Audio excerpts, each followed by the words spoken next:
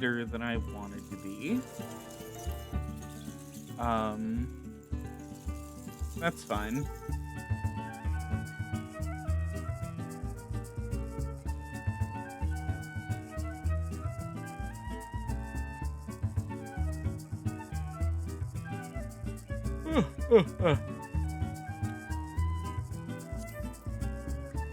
Gotta get Miku logged in.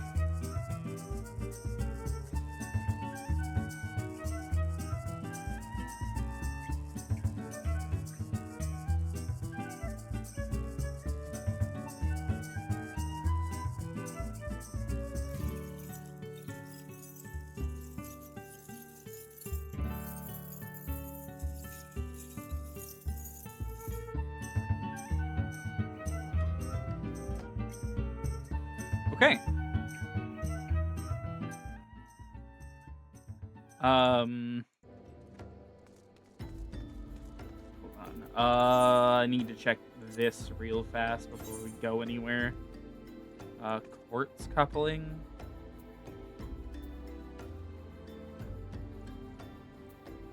Nope. Not available. Hello, Robert. Good to see you. And this one is the King's Justice in Western Lenosha. I have to take every chance I get to clear these, because I don't know when they're going to spawn. This is book number 4 of 9, so... Okay, what's it called again? The King's Justice. No.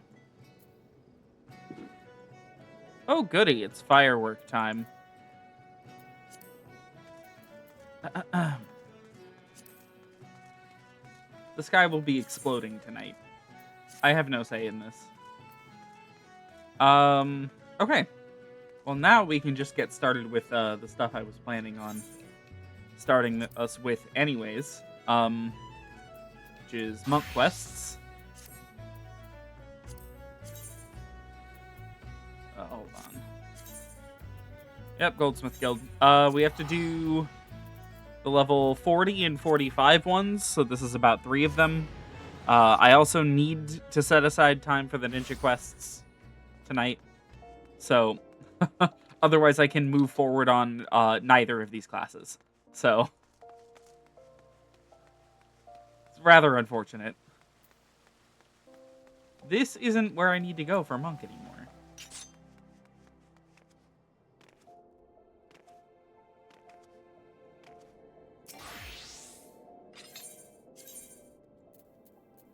Goldsmith Guild.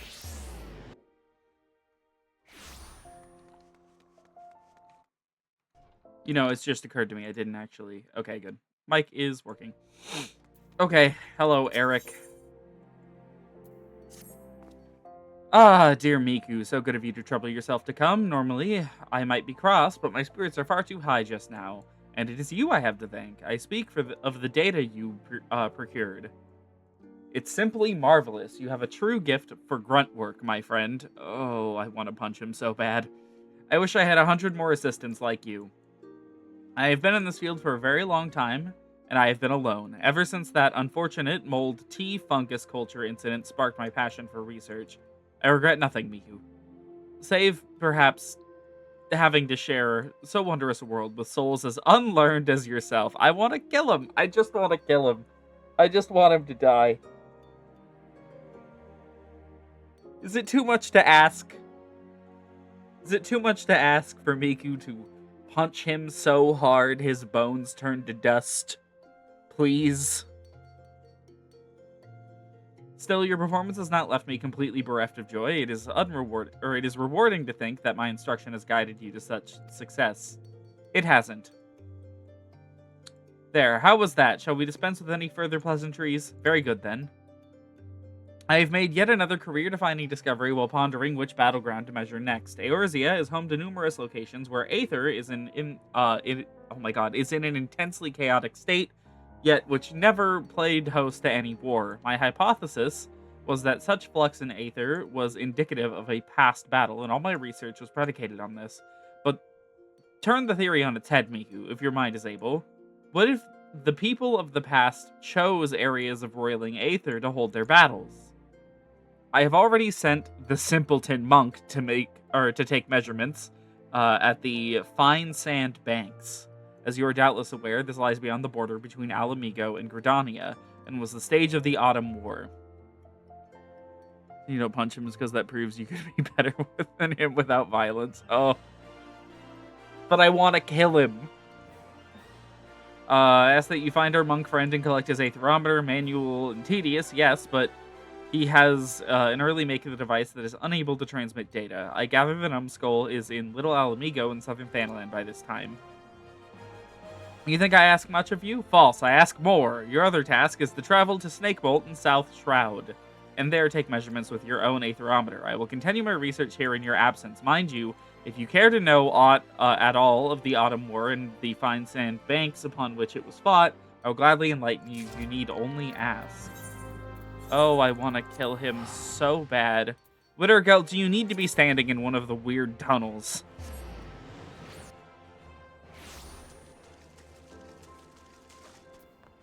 You know, I don't want to give off the impression that I do not enjoy physical DPS classes, you know, such as Monk, Dragoon, and Ninja. It just so happens that all of their quest lines drive me completely insane. You have come far. It's good to see you, sister. Come for my aetherometer. It is not yet ready to give. My work is not finished. I came as soon as I was told, but the readings require more time. Do not worry, they will be ready soon. You make for Snakebolt in the South Shroud. Eric believes the Aether strong there, yet that land hosted no great battles. He told me as much this morn. Leave me to my task here. Make for Snakebolt. Take your readings. My work will soon be done, and I will bring the device to you. I have troubled you to come here. I will not trouble you to wait. Go. We will meet again at Snakebolt. Oh.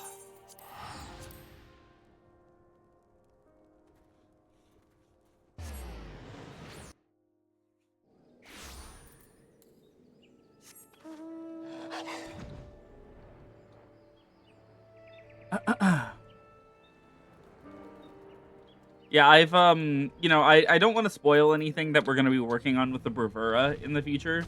I will say, Bravura is not ready yet. It will happen in a few weeks, probably.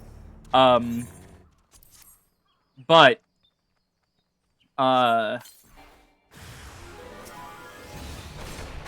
looked ahead. Okay. And unfortunately, I'm now burdened with the knowledge that the Bravura only gets worse from here.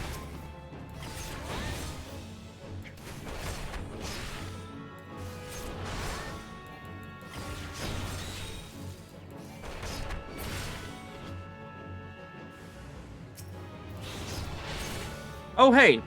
The gauge is starting to work as intended now. That gauge is supposed to fill, I believe it's every time we get a crit. And after 5, we get a single off global cooldown attack that is incredibly weak. So, Monk confuses me deeply. I do not understand Monk as a class. I don't get it. I don't know what they're going for.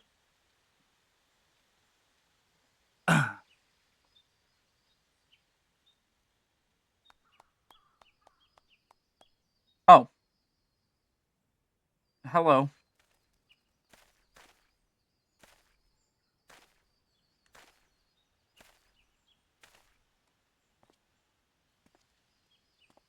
Well done, sister. I feel your chakra. It has grown. I hope to arrive before you, but I see I am late. This land's power is gone to you. Or, there's nothing left for me here. It is as I told you. We monks travel where aether flows strong. There we train. The power of the land enters us, thus our chakra expand. This bonding causes great unrest. The land's energy becomes unstable. It will enter no other until it calms. I feel nothing here, as you would feel nothing at the fine sand banks. That land bonded to my chakra, and its aether is now at unrest. The teacher's work means nothing. I took no readings. Jesus Christ.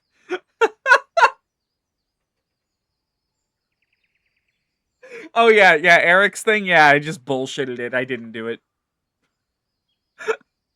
I meant to hasten here, but I was delayed. There was A gathering of the monkhood, I was summoned to Little Alamigo. The teacher's chidings? Worry not. I will use my device here. Any result will suffice. The man has already reached his conclusion. He will twist the data to see fit.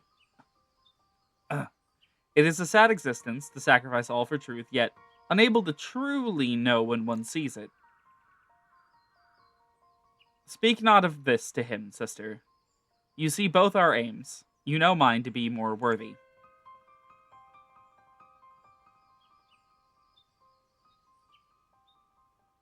I tell this to you, you and you alone. I am of the Alamigan resistance. I fight for freedom from Garlemald. Ooh, that is a foreshadowing for a later X-Pack that we will deal with this eventually.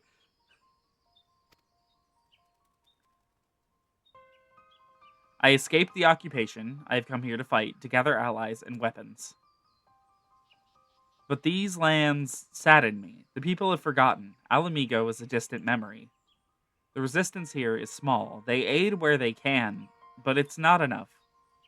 This war demands great power. The power that power lies in chakra.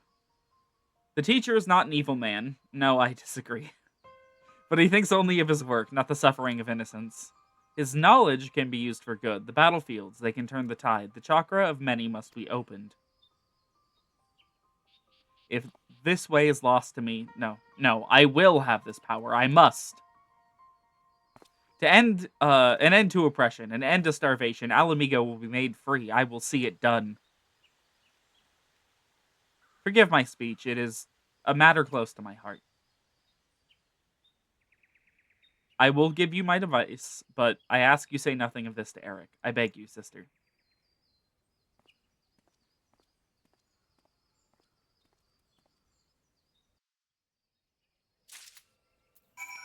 Why are you helping? Okay. Sure. You know what? Okay.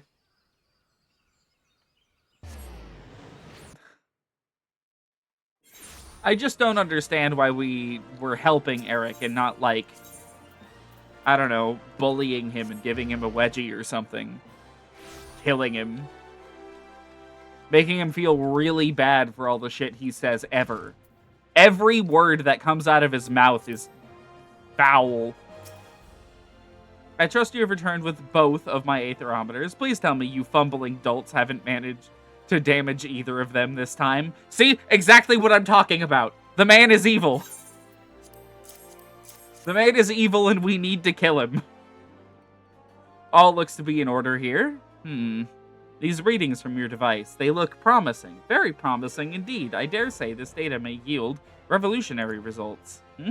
Your chakra opened a bit more, did it? Yes, well, Aether is a most mysterious and wonderful thing. I'm glad this meaningful research could serve your nonsensical ends as well. Now, leave me to my work. Surely you can find some simple way to pass the time. Fighting, say, or I don't know, scratching.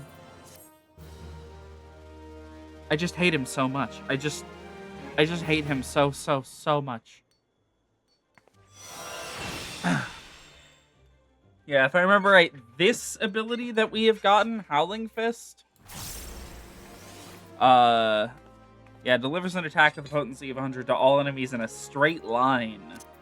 So this is an AoE version of Steel Peak. It's better if there's even just 2 enemies. That's crazy. What's the difference between the chakras?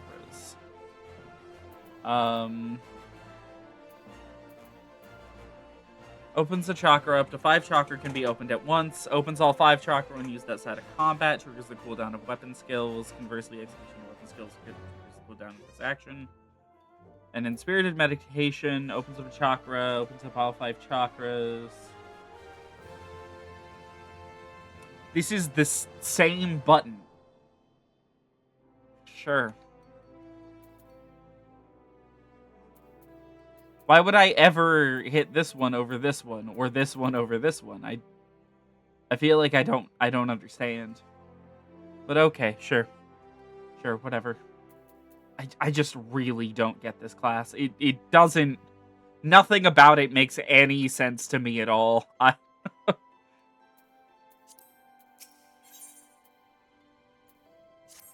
That's an AoE. We're about to unlock an AoE. You two played me for a fool. The data the simpleton monk brought me was absolutely astounding, groundbreaking, revolutionary, yet I remained objective in my analysis, as a scholar must. Poring over the data, I finally arrived at a disheartening conclusion. The two of you took the measurements of the same area.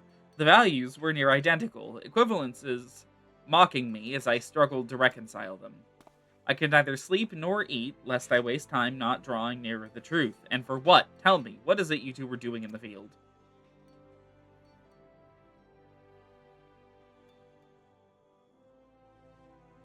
Ugh, not this bloody chakra nonsense again. How many times must I tell you? It's not but imperceptible aether. Call it what it is. And to think, I had a mind to put your names under mine when my hypothesis was published. You didn't. You didn't. I know you didn't. I know you were lying. This life force, this spiritual energy, this godforsaken eternal soul essence, I care not what primitive nomenclature those backward monks wish to assign it. It is aether, plain and simple. They claim they are able to manipulate and amplify it through discipline in the opening of so-called chakra. False! This is nothing more than the ethereal regulation of organisms, a basic and natural concept. In an attempt to explain that which science does not yet fully understand, the monks have erected an institution of control. Their preachings are unassailable by design, for none can disprove the evidence or the existence of the unknowable. They promise power in return for abjection and servitude.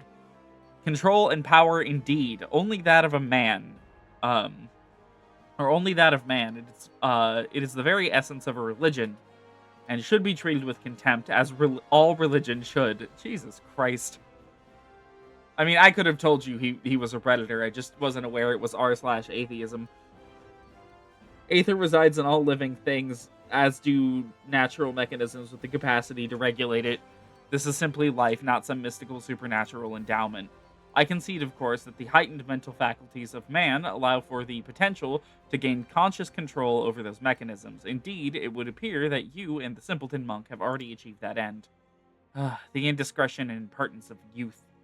I suppose it can be forgiven once. In my own youth, I was not the model of perfection you see before you. I too have made what some might call mistakes. Not myself, but some. In our talks together, the simpleton monk often spoke of the seventh chakra. Its awakening is thought to be the highest achievement amongst the monkhood. I make it a habit to know the tenets of my intellectual enemies. It was the flow of aether within the two of you which betrayed your falsehood, the whispering of your chakra, as I'm sure the monks would rush to call it. But serendipity most often visits the industrious. Just so, it is precisely these ethereal whispers that prove to be the most intriguing. The waves of these sounds resonated perfectly with the aether of the battleground.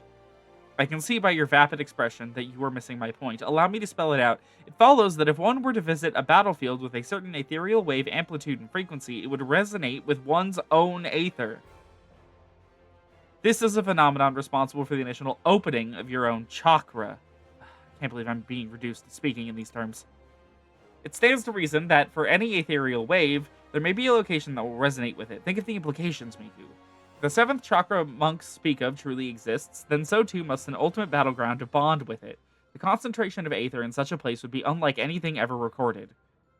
I forgive your past treachery. Guide me, as it did, to this great discovery. That, and I need you to do more work for me. Here, take this new aetherometer. Make for Lark's Call and East Shroud. My research indicates it's a very promising tract indeed. Set up the aetherometer as you have others in the past, then kill whatever you must to obtain a strong reading. Slaying beasts there will release the aether of the land they are steeped in, and it may resonate with your own. I suppose, in the primitive terms of the monkhood, that would translate to an expansion of your chakra. Oh, and you'll not be crossing paths with the simpleton monk this time. I will be sending him to take readings at the East End. I have no intentions of allowing you two to conspire to impede my research again.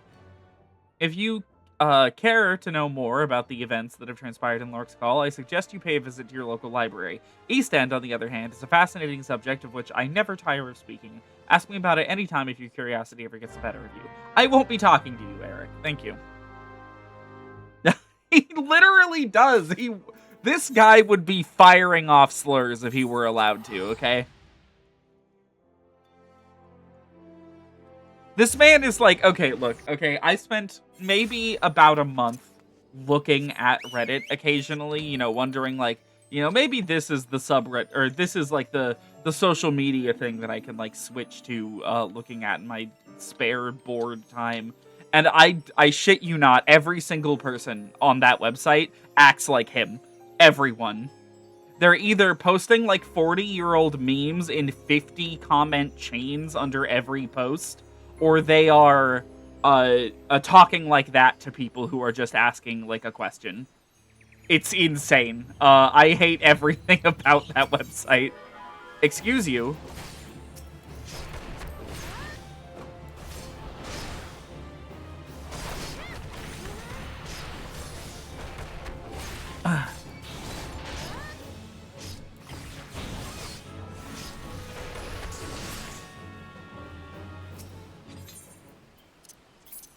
Oh my god. Come on. There we go.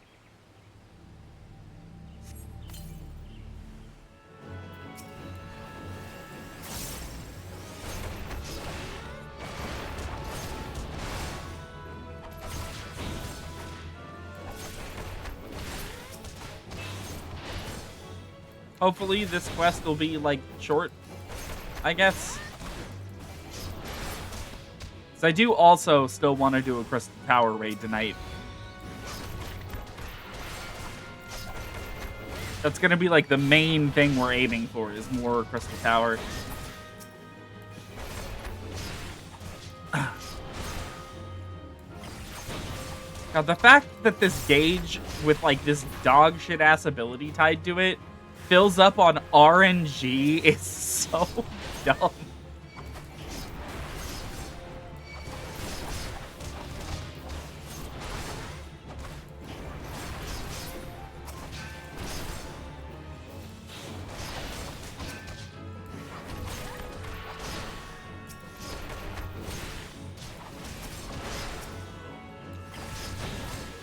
Again, for the millionth time, I do not understand.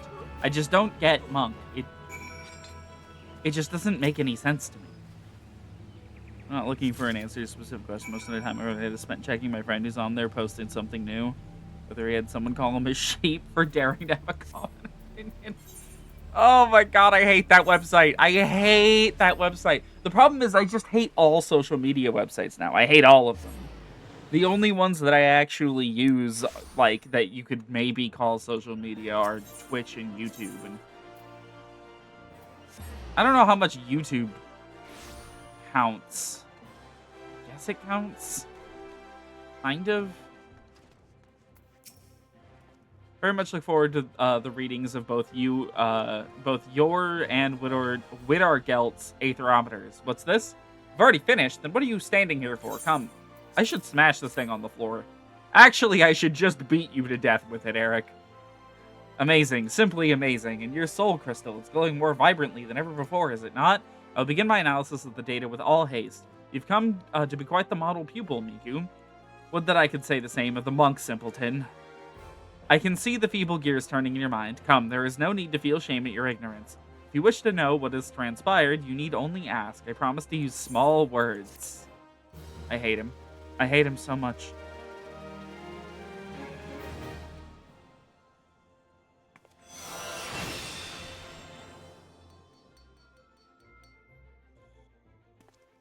I believe that is our... Yep, that's our Raptor form AoE. Hold on, I'm gonna rearrange this just a little bit.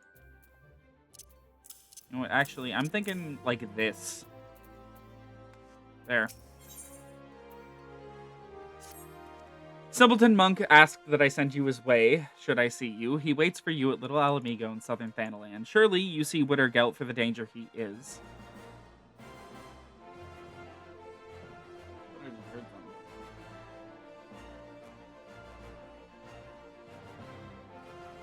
It's not. Okay. Might have been a firework, actually, now that I think about it. His is the most dangerous type of mind, one blinded by revolution and revenge. I do wish you'd tell him yourself that people should live for the future rather than the past. You thought I did not know that he was of the Alamegan resistance. How saddening it is that on rare occasions you do trouble yourself to think. You are wrong. Of course I know. What manner of imbecile do you take me for? No doubt Wittergelt thinks me the idiot. False. These two eyes see more than you know. I, too, am an Alamegan. You are? And I love my homeland every bit as much as he. I don't believe you. I don't think you love anything, Eric. Go now. Hurry to Little Alamigo. I'll keep you no longer. No doubt Wittergelt is already awaiting your arrival.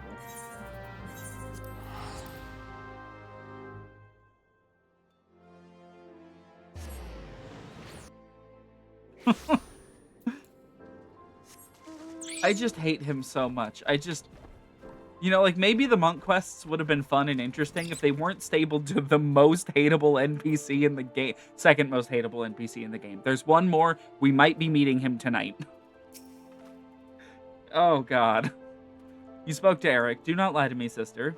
You told him who I am, what I seek to do. I am not angered. He tried to sway me from my path. He believes resistance will only leave more dead. I expected as much from him. I feigned understanding. He asked much of me, of the monkhood and the fist. He asked of the 7th chakra. My answers excited him. He said they would advance his studies. I too learned from him. I am nearer the 7th chakra now. Soon the resistance will rise. You too will see, very soon. Others do not understand. Alamigo tried to protect them. We were the shield of the realm. We bled to fend off Garlemald. None here know our suffering. None here can imagine it. The lives we led after the fall, after the shield was sundered. I have traveled far and wide. I have met many souls, but none are as you. You have a gift. Yours is a great strength. Unite it to ours, sister. Help us reclaim our home. Your efforts will be rewarded. Look upon my garments. This is the war garb of the monkhood. It attunes to the wearer's chakra, enables it to realize its fullest expression. The cloth is imbued with the power of Ralger. Only monks of his fist may don it. Only those who overcome many trials. I will tell you how it can be yours. Fear not. I require you to speak no vows. I ask that you fight with us. Give yourself to our cause. You long for adventure, I understand, but in such longings can wait. This cannot. See Alamigo freed, then enjoy your own freedoms. What say you, sister? Sure. You have the heart of a true monk. You are different from the others in this realm. Hear this. A set of our war garb was stolen. The Fist has tracked the bandits. We know where 3 of the relics are. Here in southern Thanalan, the Sepulchre and the Circle of the Tempered, and in northern Thanalan, the abandoned Amalja Mithril Mine. Your soul crystal will react to the relics. Draw near them, they will glow. By this power, you can find them. The Fist honor has been trampled upon. Make the heretics you find pay for their sins. Eric has sold the soul to the land, but he is a knowledgeable man. He knows more than I of the monkhood and of the Fist. Speak with him if you would know more of our way. The man revels in hearing himself speak. I await the day we fight side by side, sister. Go now and go well. It's like, yeah, give yourself over to freeing Alamigo. And like, dude, you're kind of jumping the gun. That's 2 expansions from now, sir.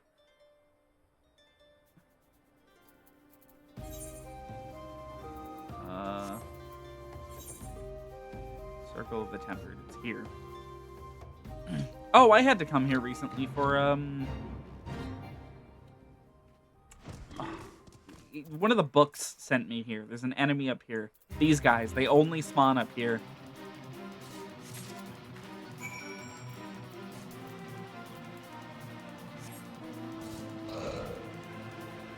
Okay, and Sepulchre, which is... Oh, I hate this area. Oh, this room is so annoying. This area is like really small and filled with enemies. I guess I can just hope that we're 10 levels above all of them and they won't attack me. Maybe. Oh yeah, we're fine.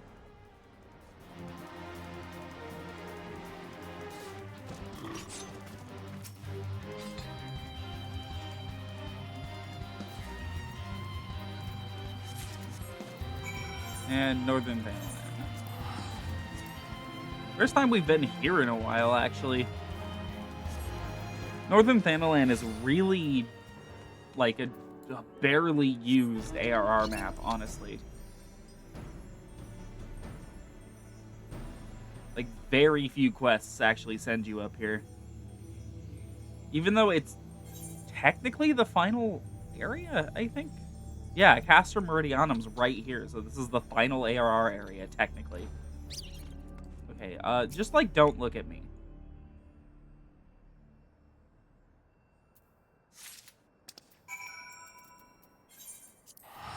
Yeah, just don't turn around.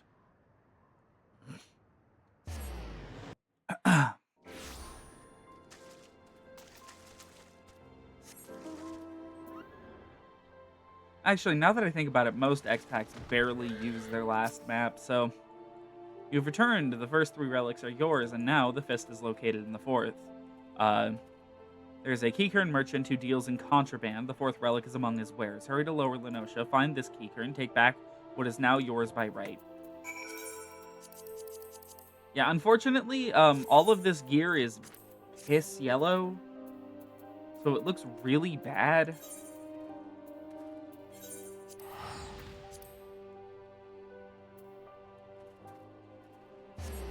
One of the worst looking ARR gear sets in my opinion, like in terms of the job quest gear. Of course, they can't all be the Dragoon armor, you know? Can't have, 100% winners, I guess.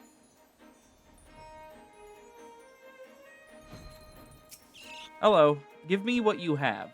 Stinky here, come to stop Kiki Rune's business. Come to take shinies. Kill her! Kill the Stinky!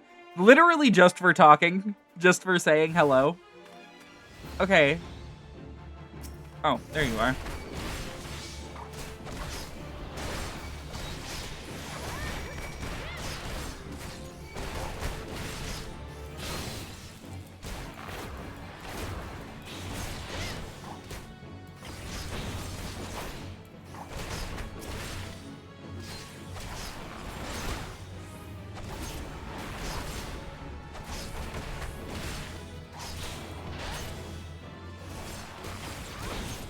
Now that I have all 3 steps of my combo, I should figure out, like,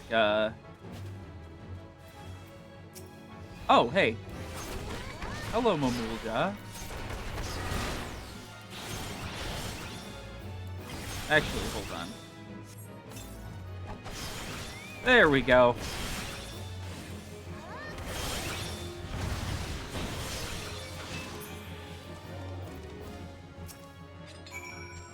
Don't kill Kiki Rune. Please don't kill. Take back Monk Circle. Take... Blah, blah, blah, blah, blah, blah. I can't speak. There.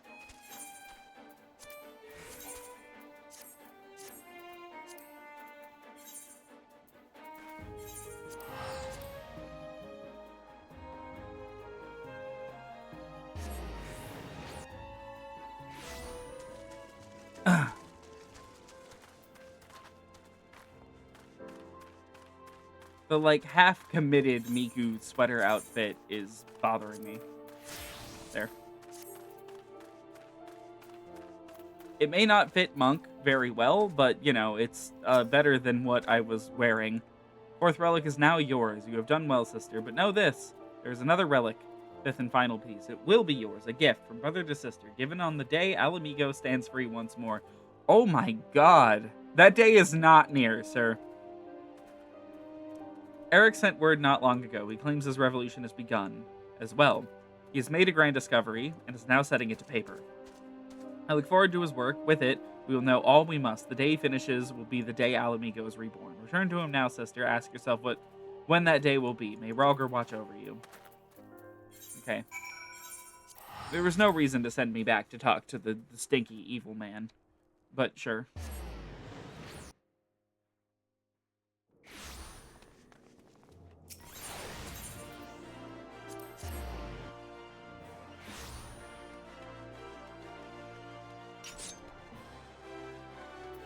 Okay.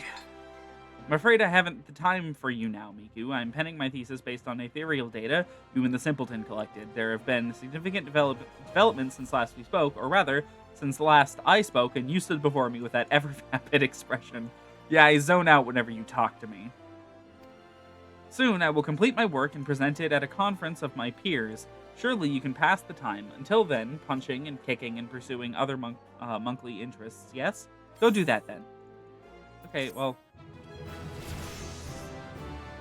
Goodbye, Eric. Okay. Now we have to do the ninja quest. We only have 1 available. Ninja, unfortunately, will require us to do quests consistently. to unlock abilities. So Ninja's going to be moving forward at a surprisingly slow pace. So that's fine. That means more time for actually interesting content. Or I guess more interesting content. The Ninja quests are fine. These ones are, like, decent. Miku, why I did not even hear your footsteps as you approached. You were becoming more and more the shinobi with each day. Oboro has been awaiting your return. Please enter. You didn't hear my footsteps because I flew in. But sure.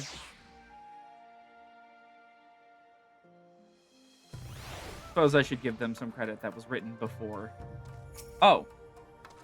Ah, Miku, it's clear from the manner in which you carry yourself that you have been most diligent in your training.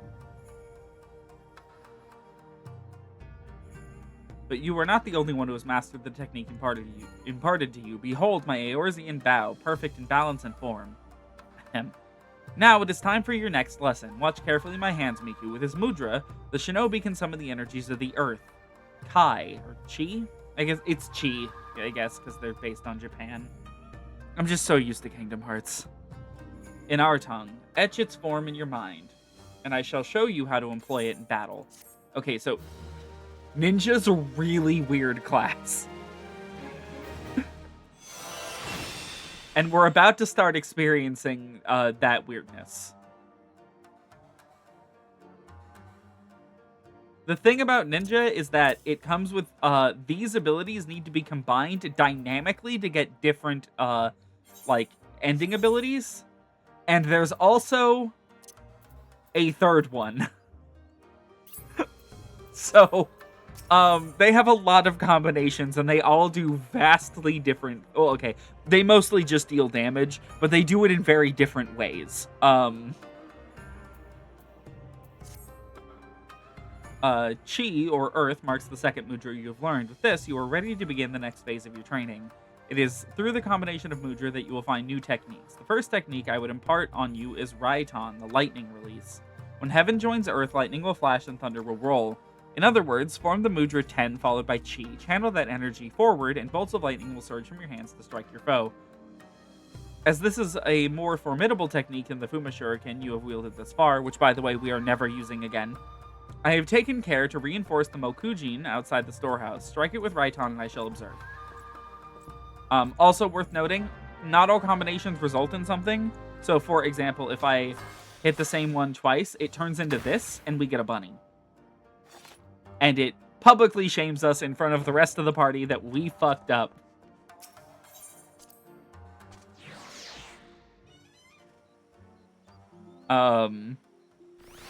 Ninja's a really interesting class that I actually like quite a bit.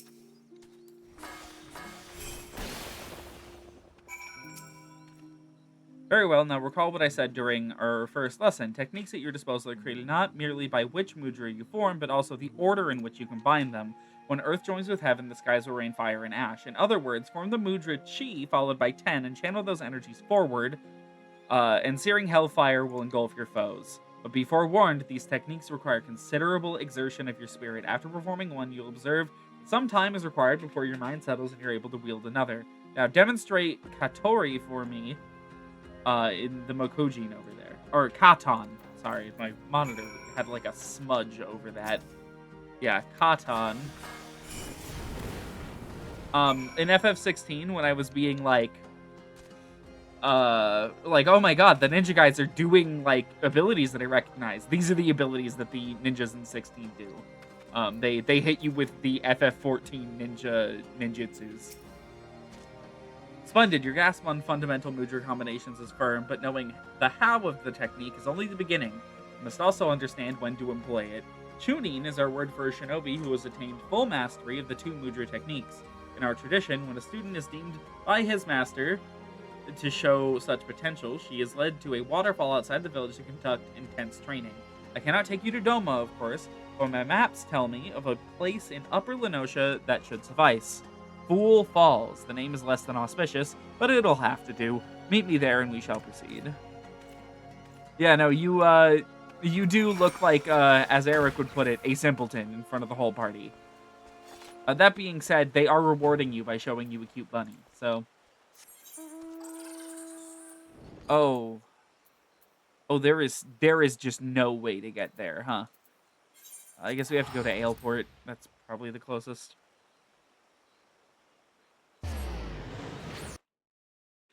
So, fun fact, if you think like, wow, the Aetherites are all really inconveniently placed in a Realm Reborn, like we often have to walk for several minutes to get anywhere at all.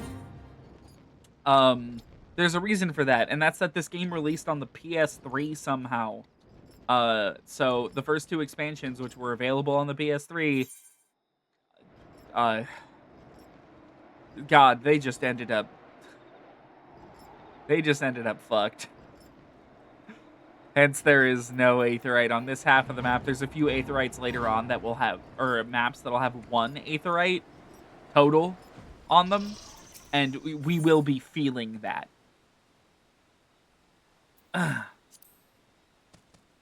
Oh God. Okay. It's fine. It's fine. It's fine. It's just another solo duty for these quests. Until today, I knew this place only as letters on a map, gazing upon it with my own eyes. It is even more beautiful and powerful than I could have imagined. Yes, this will serve us well. My people do not worship your deities 12. Our gods are all around us, in the trees, in the soil, in the crashing waters before you. Close your eyes and open your heart to the sound of the rushing falls, that you might purge your mind of all worldly thoughts and distractions. The techniques you have learned will serve you well in battle, but confuse the order of your mudra, and you can just as easily turn victory into defeat. It is imperative that you keep a single focus of mind. So it is that masters have brought their students to falls like this one for training since my ancestors' time. Who is the more foolish, the fool of Fool Falls, or the fool who comes here without realizing he's been followed? Well, I kind of expected him to, like, teleport in. He just walked onto the screen. Karasu. Now, here's a curious scene. The Dim One is accompanied today not by a swallow, but by a chirping horsebird chick who fancies herself a shinobi. The Dim One is displeased. This after our hero postponed 2 assassinations to make his little journey. Could his friends not greet him with a smile and some crumpets or whatever Eorzeans take with their tea? The Dim One ponders. How did our hero know to find him here? Yet the answer is plain as day. The Dim One is a creature of habit and tradition. Where else would he bring his prized new pupil? Tradition! Our hero spits on tired tradition. No, for he is a shinobi of a different feather. Ever-changing, ever-predictable, but always... Or never predictable, but always, always in style. Those who cling too closely to tradition are bound to suffer the fate of their forebears. Or are the lessons of the past so soon forgotten? Ready yourself, Miku. It appears that your training today will be of a more practical sort. But of course, all you had to do was ask nicely, so it would be my pleasure to be your teacher for the day. Your first lesson, little chick, Raiton's lightning will strike a single foe, while Katon's flames will raise many. Wield them wisely, or don't. It's only your life at stake. Oh, how generous is our hero, putting aside his killings and spyings to play mother hen to the horsebird chick. You will try to keep me entertained, won't you? You see, in the monk questline, we have insufferable derogatory, and in the ninja questline, we have insufferable,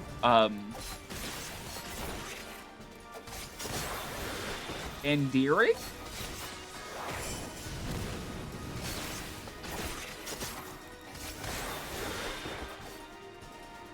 Okay, so the ninja is one of the earlier jobs to get, like, a succinct rotation.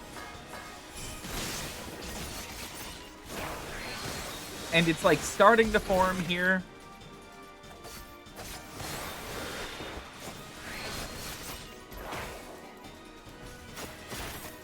Ow. Wow, he's using the one we can't wield yet. I kind of love that. Oh, he's gone.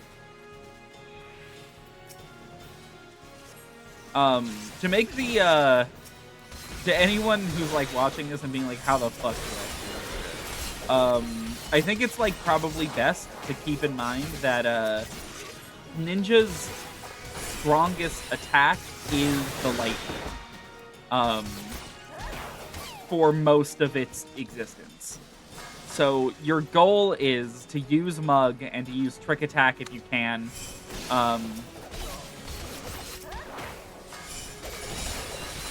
And to, oh my god. Okay. While you're doing that, attempt to get in as many Rhytons as possible.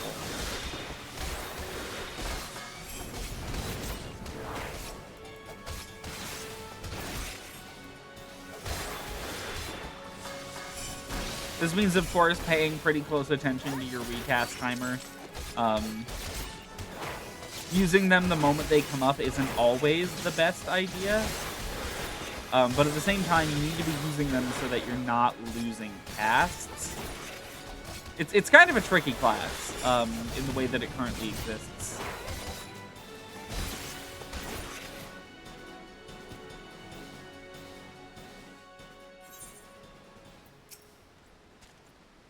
You fought well, Miku. I, however, should have known to expect the traitor's attack. I was careless and put you in danger. It will not happen again.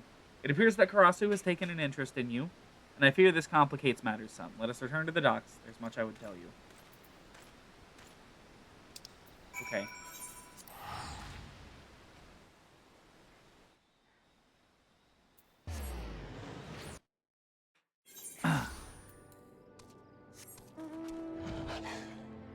And with that, we are once again caught up with job quests on Miku, or the combat jobs. I'll find time for these eventually. I might actually just make this like a bonus stream or something. Like, after we finish Pokemon Scarlet or something, we'll do like an extra stream where we just plow through as many of these as we can. Welcome back, Miku. You may enter. As we saw with Minor, they're not exactly, like, long, you know? It's just, like, I don't know, kind of annoying to sit down and do as many of them as possible. I would tell you the story of our past, the story of the traitor and why he must die at our hands. Growing up in the same village, we've known Karasu since we were both children. When we came of age, we began our training together under Master Gekkai. From a young age, it was clear that Karasu possessed an innate talent for our art that few could rival. I spared no effort in my training, yet struggled to grasp techniques that he would master effortlessly. In his own way, he possessed a mind singularly devoid of wasteful thoughts, a mind seemingly unclouded by concepts such as right or wrong, good or evil. Despite this, deep down, I always thought of him as a brother. All that changed on that fateful day when Castle Doma fell to the Garleans. Someone had betrayed our homeland, sold out our secrets to the enemy. Looking upon my friends as their bodies lay broken and bleeding, I saw a figure flee into the hills. It was Karasu.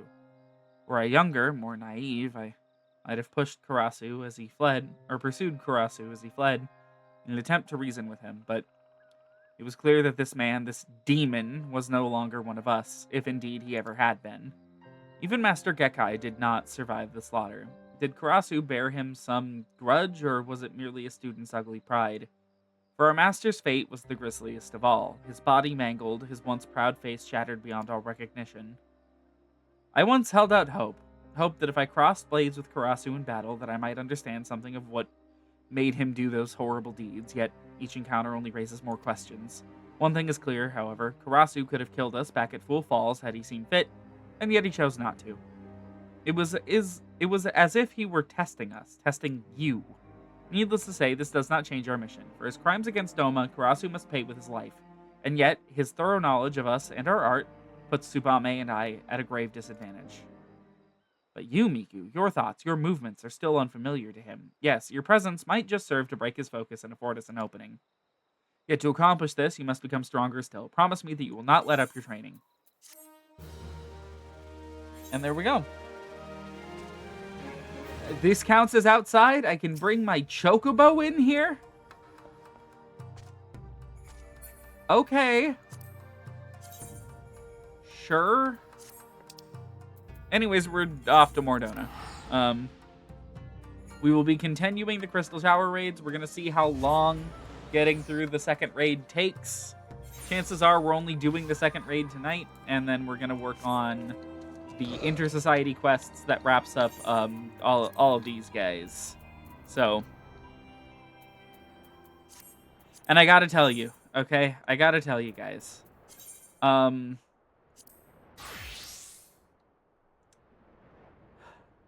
it took mental effort to prevent myself from accidentally turning in this quest multiple times. Why is the game moving like that? Is my internet dying? No, we haven't had any drop frames. That's super weird. Anyways, I had to talk to this guy a lot this week. So, as you can imagine, it was really hard to not just fly into Rambros and autopilot, just hitting buttons. Welcome back, Miku. I've just been reading about your encounter in the Labyrinth of the Ancients. Pleases me greatly to note that you seem none the worse for the experience. For your reference, I have added my own notes to Graha's preliminary expedition report, and begun compiling a Crystal Tower survey log. The information contained therein should be available to you at all times. Should you have any questions, you need only ask. Now, if there are no objections, I shall begin with a summary of the expedition's key accomplishments.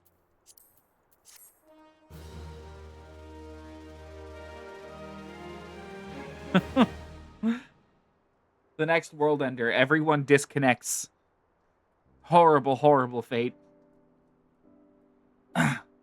In the course of this, our first foray into the grounds of the Crystal Tower, we succeeded in neutralizing the structure's outer defenses before proceeding to secure the maze surrounding the base of the spire. According to Miku's account, the labyrinth's defenses were most emphatically active. Disturbingly, her report also mentions a violent encounter with a sentry heavily augmented by Allegan technology. In short, our misgivings were well-founded. The Crystal Tower was not simply thrust above ground by a chaotic shifting of the earth, it has somehow been reawoken.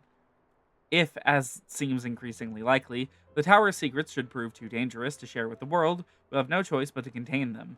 Short of leveling the place, this will almost certainly involve returning its mechanisms to a state of dormancy. To do that, however, we'll first need to address the question of how they work, the answer to which must surely be waiting for us inside the tower itself. In conclusion, that is where we must go. A task rather easier said than done, if the perils of the labyrinth are any indication. Then I move that all further exploration of the tower be delayed until such time as exhaustive analysis of the structure's defenses has been completed. Master Garland, may I entrust this task to you? It would be my pleasure. Don't forget about us. Oh, I did kind of forget about them. It's like you said, Chief. We founded the Ironworks to make sure that technology was used for the right reasons, and that means making sure it's not used for the wrong ones. We wouldn't be doing our jobs if we didn't see this through to the end. Lads, well, I hope you're ready for some backbreaking chores. Well, everything seems to be in hand here, so I shall take my leave of you for the present.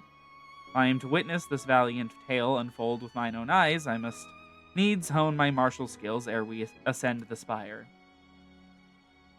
You'll do nothing of the sort, Graha. Your knowledge may prove useful to Master Garland's investigation. God, that face. As an observer, I am not, strictly speaking, subject to your authority. Pray do not mistake my intent, Miku. I am well aware that I shall never be a match for one with your innate talents, however hard I train. Be that as it may, I pray do not allow your skills to rust from disuse during the coming pause.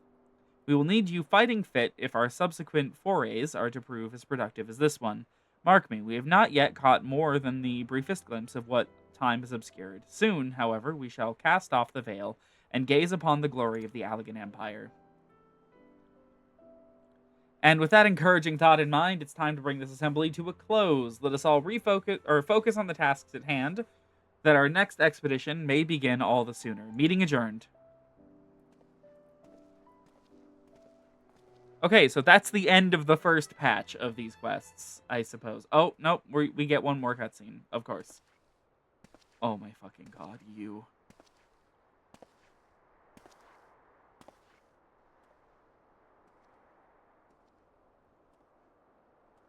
Such a terrible mess. Yet it does leave the door wide open, so to speak.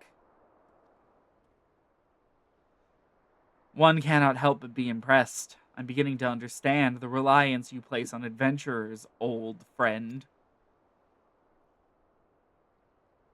So, This is the legacy the Allegan Empire left behind.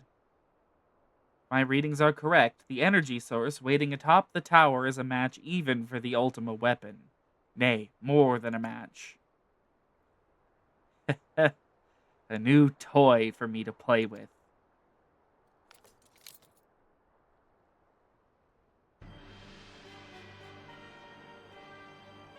I believed the fates had conspired to deny me my just rewards once again, but it would seem they had greater destiny in mind for me. And so long as my ambition burns, I shall strive to seize it. That dream lives on, Cid. Do not disappoint me.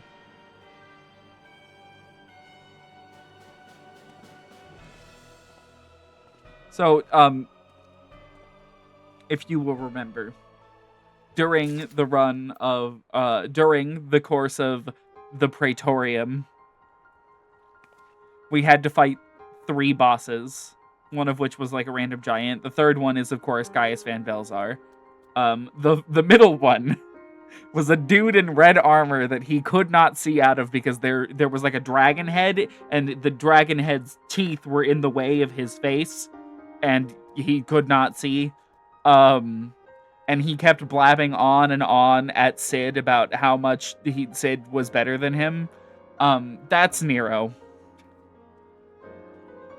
And now he's back, and he's gonna be a problem for the rest of forever. So,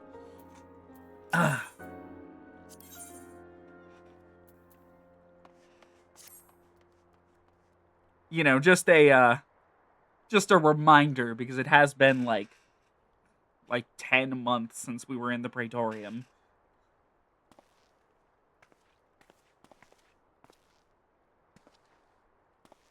Ah, 'tis you, my friend. You are doubtless eager to hear of our progress on the Crystal Tower.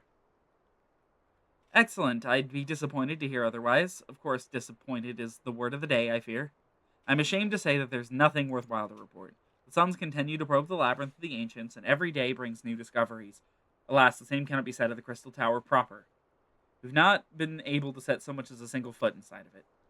You will recall how the 8 sentinels stood between us and the labyrinth initially.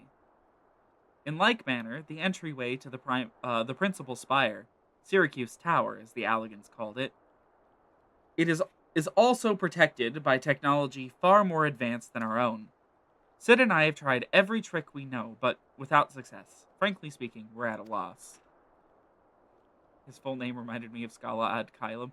Oh my god. Oh my god, you're actually kind of right. It is discouraging, but we cannot give up. There must be a way in.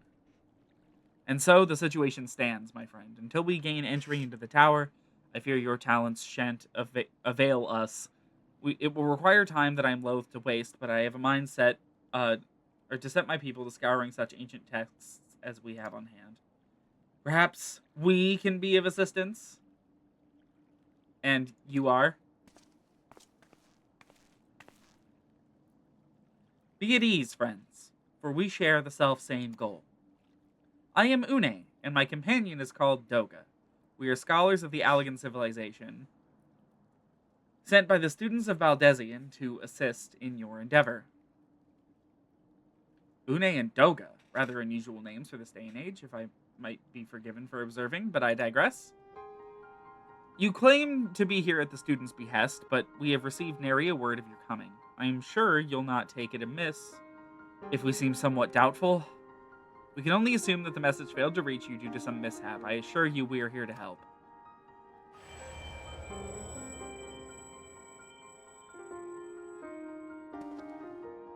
What is it, Graha? It is nothing. There was a pain, but it has subsided. Well, this is rather unexpected. Your right eye is the same as ours. The same? You have the Allegan eye as well? The sanguine hue said to be a trait unique to the Allegans, yet I inherited it from my father, as he did from his. Only one child in a single generation is born with the eye. All my life I have sought to learn the truth of its manifestation. If there's aught you know, I implore you to tell me. My deepest apologies, but we have no answers for you. Only one thing is certain. Those who possess the trait are bound by fate to Alag. As your eye has placed you upon the path you walk, so too have we. Oh my God! So too have we come here to fulfill our destiny. Absurd though it may sound, 'tis the truth.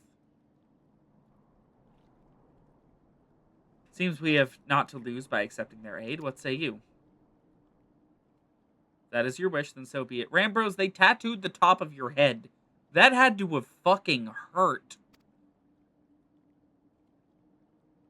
Yet know that I still mean to verify your story with the students of Valdesian when I am able. I trust there will be no objections?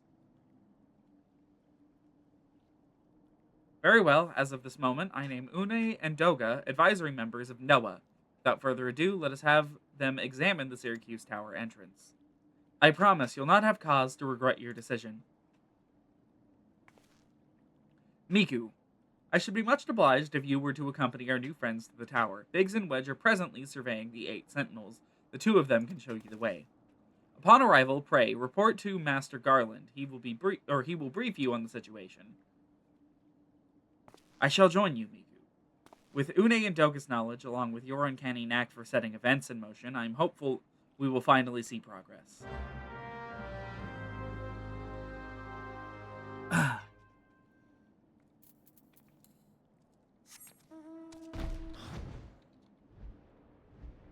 Oh God, I have introduced Nero properly to the streams, and I'm going to regret this forever.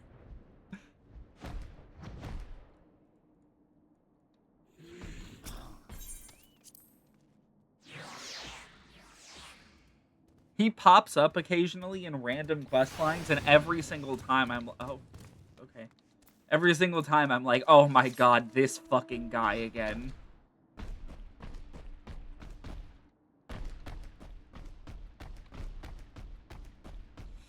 I wonder if we're about to get cutscened. Well, if it isn't Miku, eager to enter the Syrcus Tower and kill everything in sight, no doubt. As I'm sure you've already heard, though, the place is locked up tight as a clam. New friends from the students, you say? Excellent. It's been slow going, or rather, no going, for the chief. He'll appreciate the help. You'll just follow me, I'll take you to him.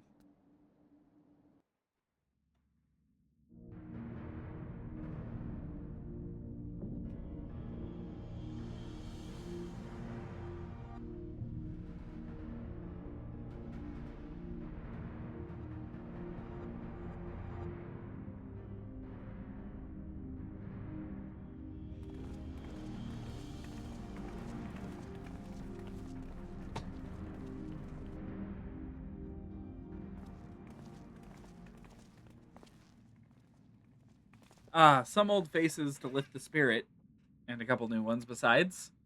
Graha, why are you so fucking shiny in here? Allow me to introduce Une and Doga. They are scholars of ancient Alag, sent here by our friends of Valdesian to aid in the investigation. We understand you're having trouble circumventing the tower's defenses. 'Tis our hope that we can be of some small assistance. Your attire is ought to go by. Your assistance should prove invaluable indeed.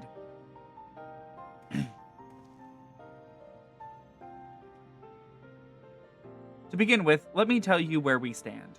Beyond rises Syrcus Tower, the principal spire of the structure collectively known as the Crystal Tower. The only way to get inside is through the proverbial front door, the imposing gate you see here.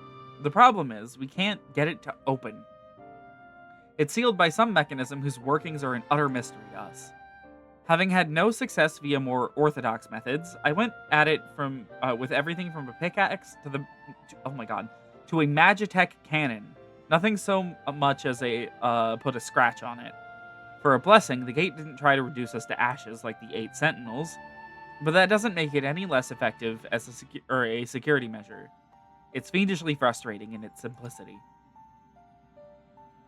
The only clue we have is the elaborate device carved upon it. Man and woman respectant. Allegan royalty, by my judgment. Precisely who these individuals were we cannot say, nor do we know whether the device actually serves a purpose. Like as not, it is purely decorative.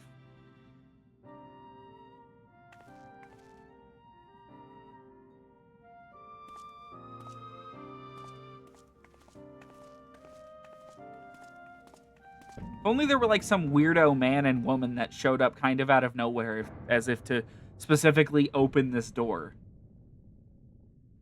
You're thinking to force it. Save your strength. It's no use. Just ask calluses on my hands.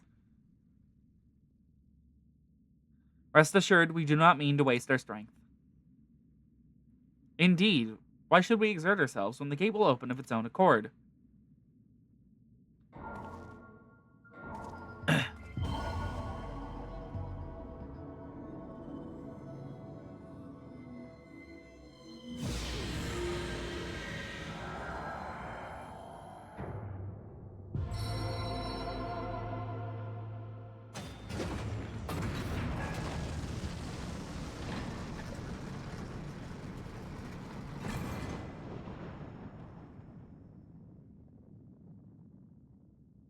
I don't think any of us expected that to happen. Seven hells, what is this? What did you do? What are you?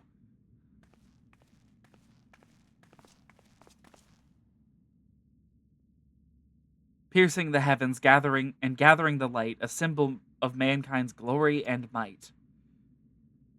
God.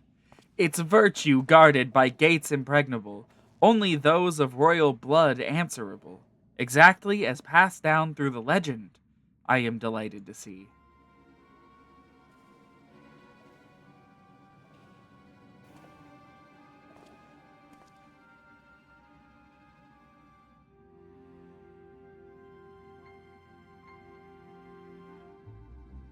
Beg pardons for interrupting your bewilderment. I couldn't help but notice the remarkable playthings you have acquired. Nero, you're still alive? Garland, Garland, if I didn't know better, I would say you weren't happy to see me. Ah, but I jest. In light of our recent meetings, you have every right to be wary. But rest assured, I am no longer a threat to you. My legion is for all intents and purposes defunct, and my association with it means a tight noose awaits me back in Garlemald. And so I've been roaming this land Eorzea, a regular itinerant. In the course of my wanderings, I chanced to catch wind of your latest venture. It sounded positively fascinating, and so I decided to come here and join you. After the wrongs you've committed, you think us that gullible?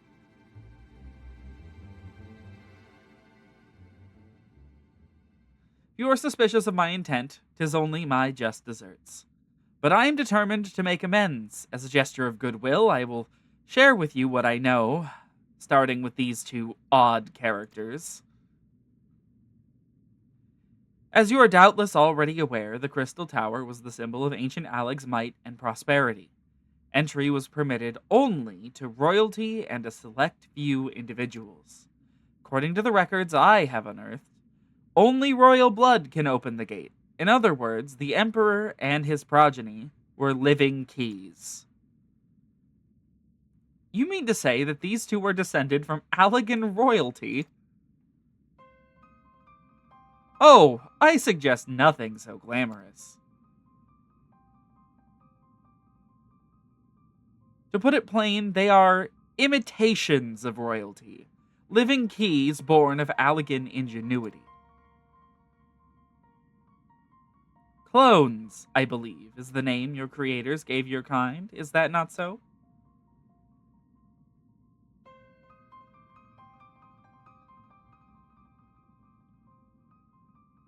'Twould seem that the time for concealment is past.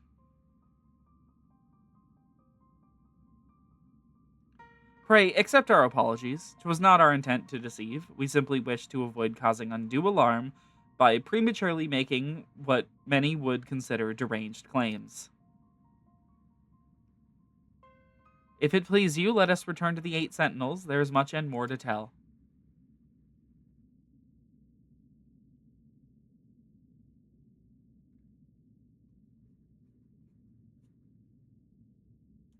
Very well.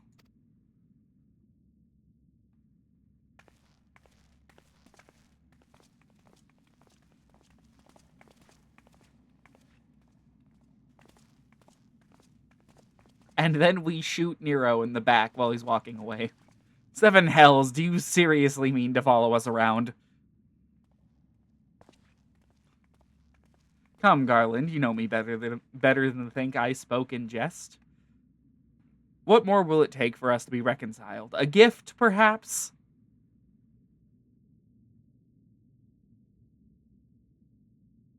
An elegant tombstone. It holds the information I just shared with you, and a deal more besides. It used to be jealously guarded property of the 14th Legion, but it's yours now. I wish you the joy of it. I look forward to working together, old friend.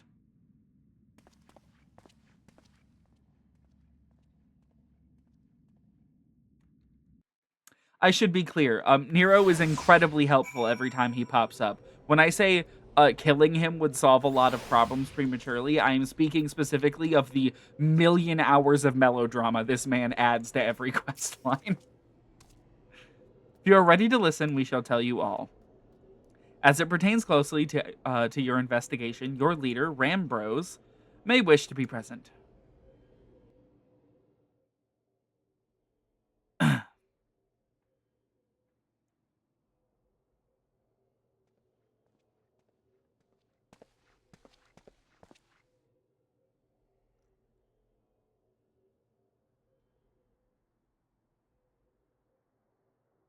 Before we begin, pray allow me to apologize again. It was not our intent to deceive you. As you will have already gathered, we are not scholars sent by the students of Baldesion. Nay, we are clones, copies of people who once existed, given life through elegant technology. This is rather a lot to take in. It would not be considered unseemly, might I ask, why you and yours were created, and more specifically, what is it you now seek to do?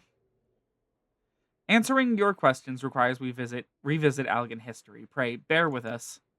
The Allegan Empire reached its zenith long before our kind came into being. In that glorious age, the Crystal Tower stood tall as the symbol of Allegan pride. Parents took their children there that they might learn how the nigh limitless energy it produced brought prosperity to the whole empire. That prosperity, however, bred decadence, and the empire began to show signs of stagnation. This decline was made all the more rapid for want of strong leadership. In a matter of generations, the Allegan civilization became a pale shadow of its former self. Its once gleaming cities fell into disrepair, and its frontier lands were given over to wilderness. Lamenting this pitiful state of affairs, one technologist made it his mission to restore Alleg to greatness. Amon was his name, and he believed that the ailing empire wanted for but a potent ruler, and none was more potent than its founding father, whom he sought to resurrect. The founding father? You cannot mean Emperor Zondi. No, or none other. As part of his experiments, Amon created clones of the Emperor's descendants. We are all products of that experiment. Copies of Une and Doga. Historical texts mention the reigns of two Allegan emperors named Zondi. It was commonly believed that the second was the namesake of the first. After all, such a custom is not uncommon among royalty and commoners alike. To think that the two were in fact one and the same. Zondi returned from the grave and assumed his throne once more, and true to Amon's prediction, the Emperor restored his realm to the glory it once knew. Would that he could have been satisfied with that. In his previous life, the Emperor desired to bring the entire world under Allegan dominion, an ambition that ultimately went unfulfilled. Having been granted a second chance, he was determined to succeed. Realizing that he needed more power to wage his war of conquest, Zondi turned his sights towards a forbidden source, darkness. In order to learn how to harness this power, he converted the Crystal Tower into a restricted research facility. Darkness again? Seven's hells. What is it with megalomaniacal rulers turning to darkness in their lust for power? Well, at least this one won't be bothering us, being thousands of years dead and all. Would that you were right, Master Garland.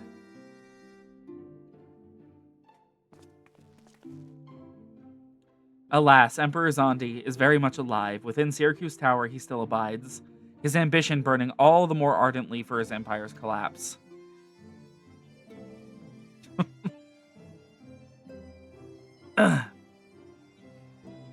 Wielding the power of darkness requires prodigious amounts of energy. Energy that not even the Crystal Tower could produce. In order to augment the shortfall, Dalamud was created and launched into the heavens. On high it hung, gathering the sun's energy and channeling it to the tower below. However, a miscalculation resulted in a surge of energy that escaped into the land. This triggered an earthquake of unprecedented violence, the calamity that ushered in the Fourth Umbral Era. Just so we're keeping count here, the artificial moon Dalamud is responsible for 2 calamities. 2!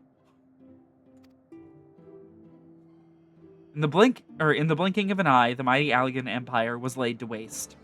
Yet, even as the Crystal Tower was sinking into the earth, the technologist Amon, now Emperor Zondi's closest aide, invoked powerful magics and halted the flow of time.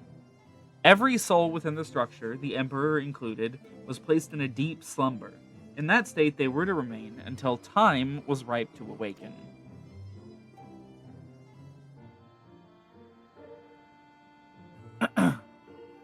Eras came and went. After millennia lying dormant, Dalamud was summoned back to the earth. Its descent triggered the 7th Umbral Calamity, in the wake of the Crystal Tower, in the wake of which the Crystal Tower re-emerged.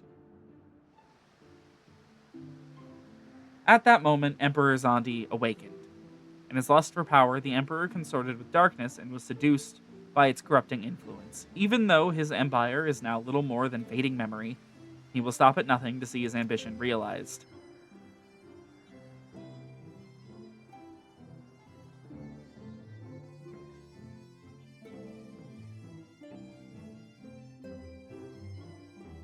"'Tis for no other purpose but to put an end to Zondi's madness that we exist.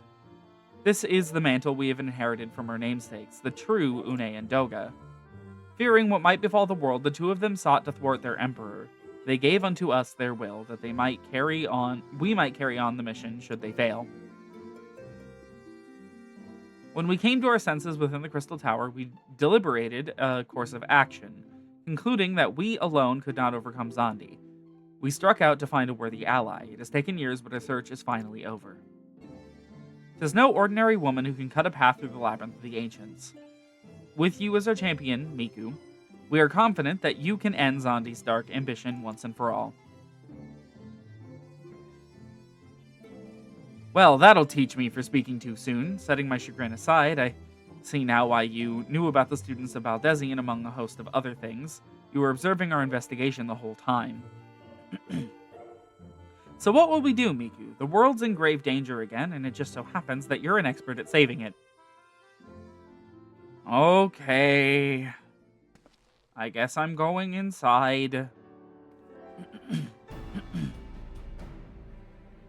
"You have our eternal gratitude. Together, let us see the Allegan Empire's dark past laid to rest."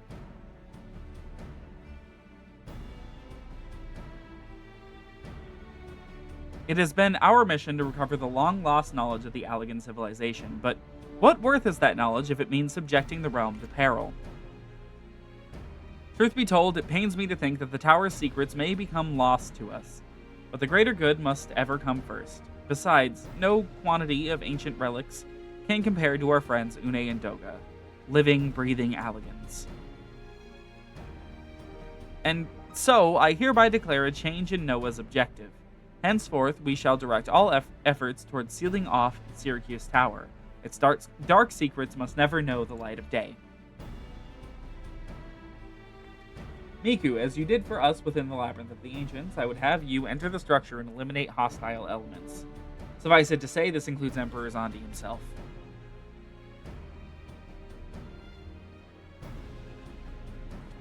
Meanwhile, the rest of us examine ways to isolate Syrcus Tower from the outside world. To work, then.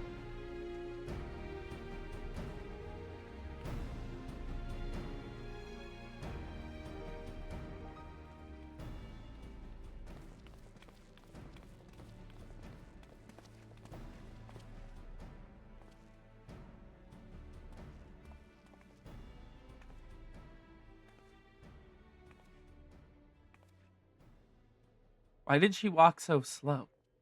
Wait, there's something I must know. My right eye is like yours. Does this mean...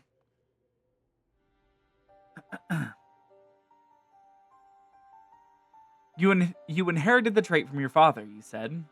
Know that clones are unable to bear offspring. You have no cause for concern. The Allegan Eye, you called it, but to us it is the Royal Eye, owing to the fact that the trait manifests only in those possessed of royal blood. I cannot well explain why the eye runs in your line, but I am disinclined to think it a coincidence. Though you are doubtless impatient to learn the truth, I pray have patience. All will be revealed in due time.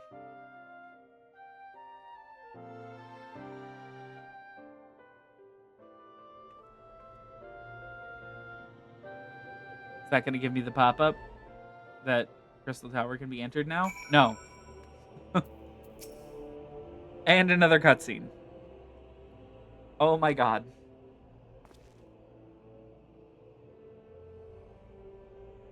My apologies if I've given you cause to worry. I am quite well, I assure you. As you can appreciate, there has been much for me to think on. But now is the time for action, not idle thoughts. Syrcus Tower awaits us.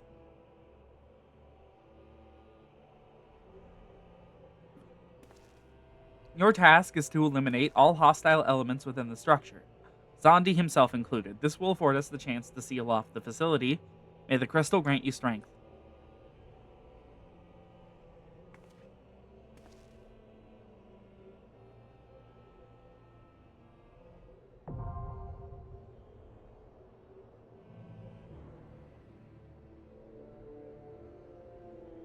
All right, and now we can enter Syrcus Tower.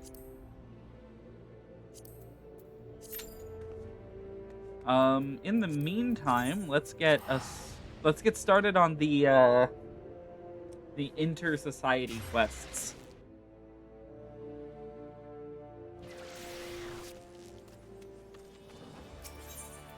Which, if I'm not mistaken, they should be started here at the Aft Castle.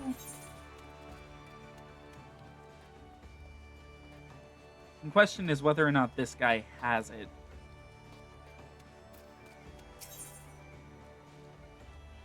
Is it Call of the Wild? Hold on.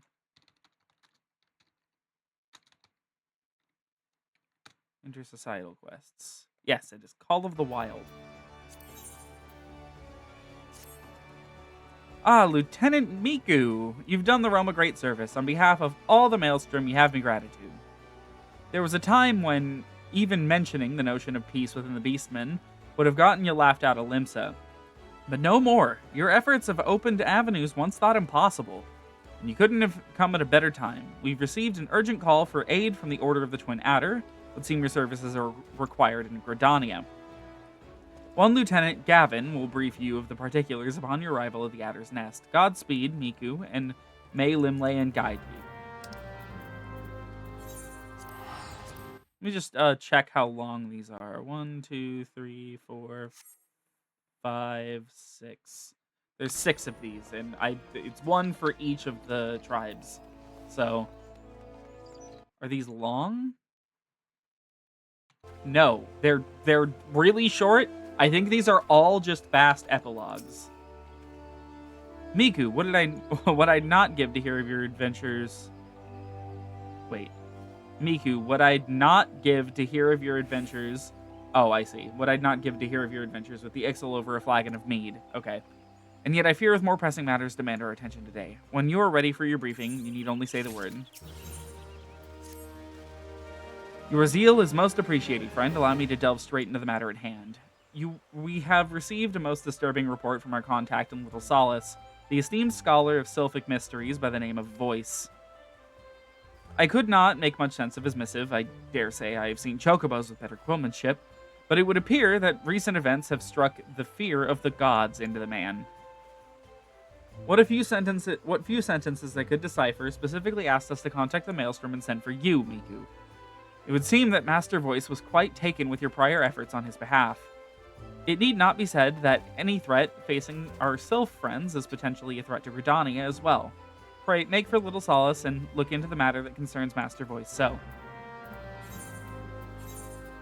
Yeah, this one is 3 steps. The next one's like 5 steps. So this is just like a big farewell to all our society, allied society quest friends.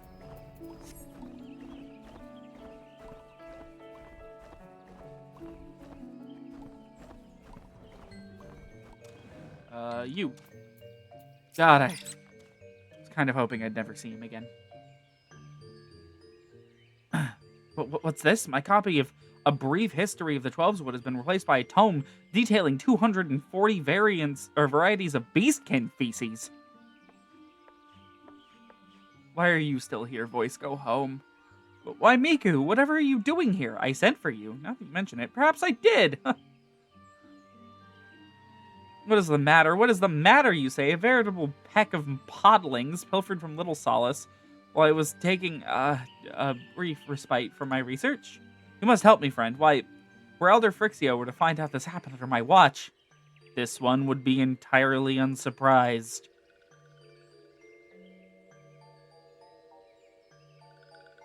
This one is heartened by Brave One's presence. There is one thing that can be said for the Bumbling One. It is that Bumbling One has strong and trustworthy friends. I'm not his friend. This one fears that exactly as Bumbling One says. Little ones that these ones had raised with care, little ones soon to sprout to life. Gone, every last one. As you well know, friend, podlings are young sylphs in their pre-birth state. Why, this is no mere act of theft, but sylph-napping on an unprecedented scale. Little ones are the future. Without little ones, there will be no one to carry on these ones' vision of peace. The touched ones are behind this, no doubt, having failed to capture the chosen one. Now they would rear an entire generation of hate-filled, treacherous sylphs. We must stop them.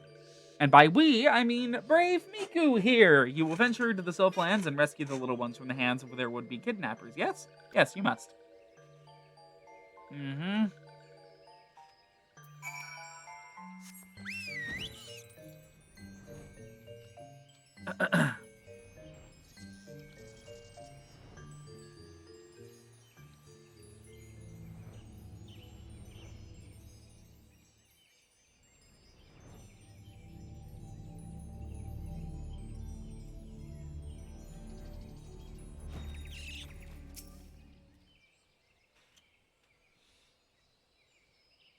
Is there combat in this quest?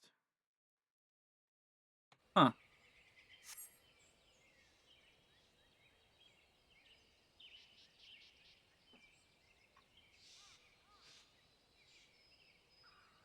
She looks, but does she see? Who? No, she does not. Otherwise, she would not be looking where she is looking. Gumi? Gumi, is that you? That which you seek will not be found here, for it is not the idle mischief of the malevolent sylphs. Oh no, this is but the prelude to a dark and dastardly plot that threatens to shake Eorzea to its very core. My name? You could call me Sylvie. But you will have no occasion to do so, for I shall pursue our kidnapper, and you shall return and see to your own concerns. That is, if you know what's good for you. Farewell, friend. Our paths will not cross again. I must hurry. Yes, hurry. To Lenosha, before tragedy strikes again.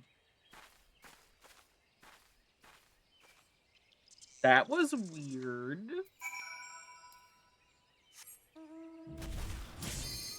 Ah! We, you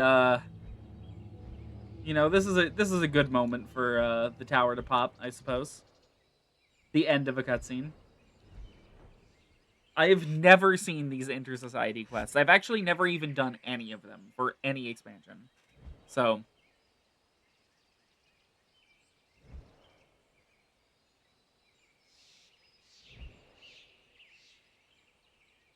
okay, I think this DPS is not going to ready up. And again, I'm making this prediction. It didn't happen last time, amazingly. But this time, I'm making the prediction that once we load in there, someone is going to leave. They're going to see the Crystal Tower, and they're going to be like, nope, I'm out. And then they're going to quit.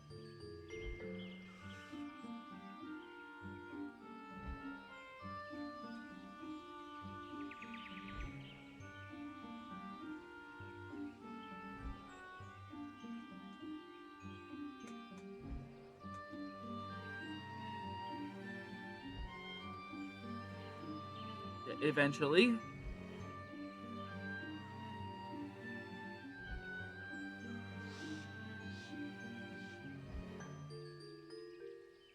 Oh, there we go.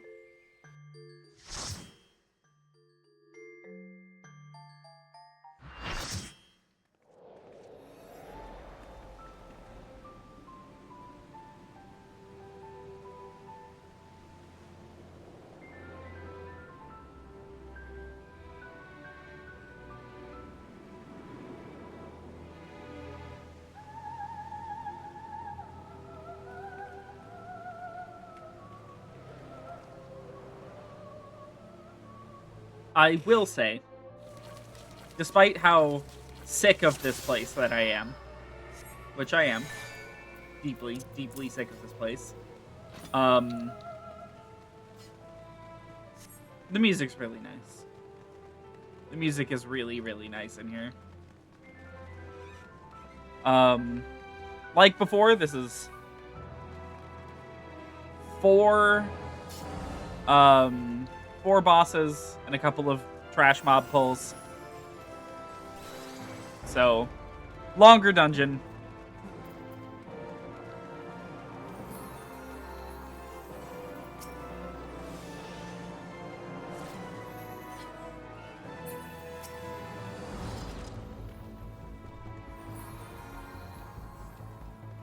Can we pull?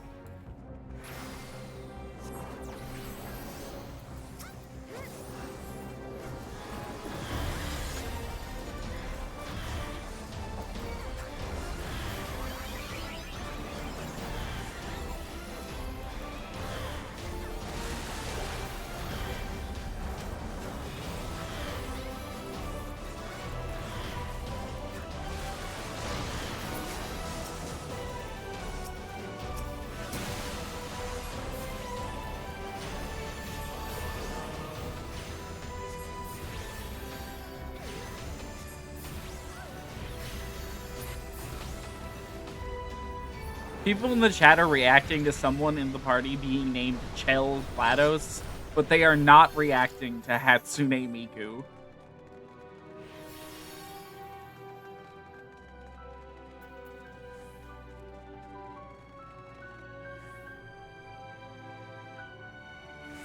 So, that's a first. I've never been overshadowed by another character before. That's kind of funny.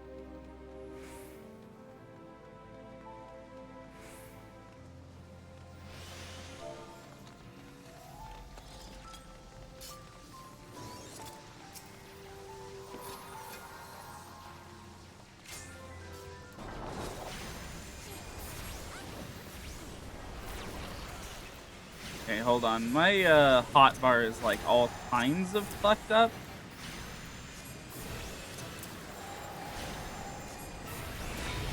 There. Better. Anyways, welcome to the first boss. This is Scylla. She has no mechanics. Okay, I'm kind of lying. She has very little mechanics, though.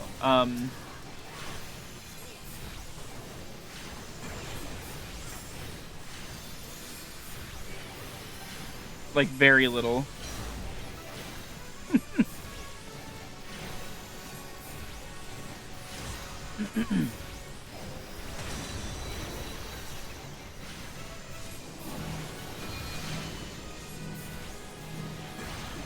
So, her mechanics all rely on these orbs that she tethers to you. Some of them freeze you, some of them are fire folk. Oh, we are being frozen.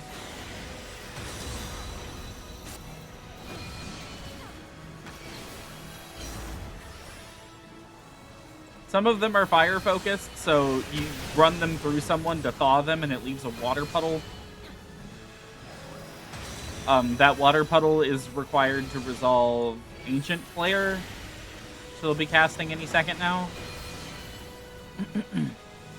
And by required to resolve, I mean not... Well, there's Ancient Flare. You should be fine.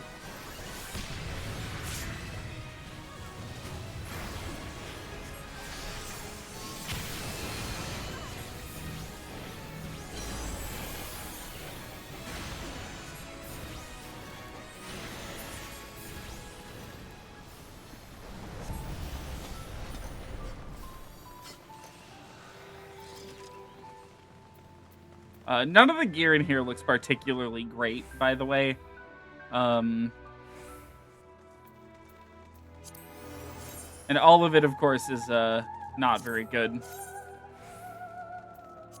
Yeah, we don't need either of those.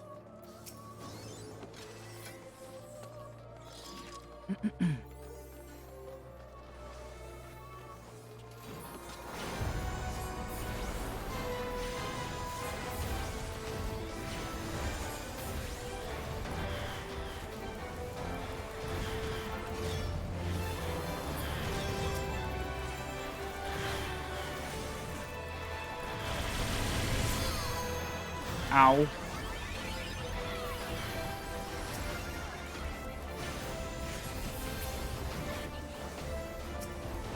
I'm missing my AoE, like, big heal that I can do using one of my things, my Aether Flows, and I feel kind of naked without it.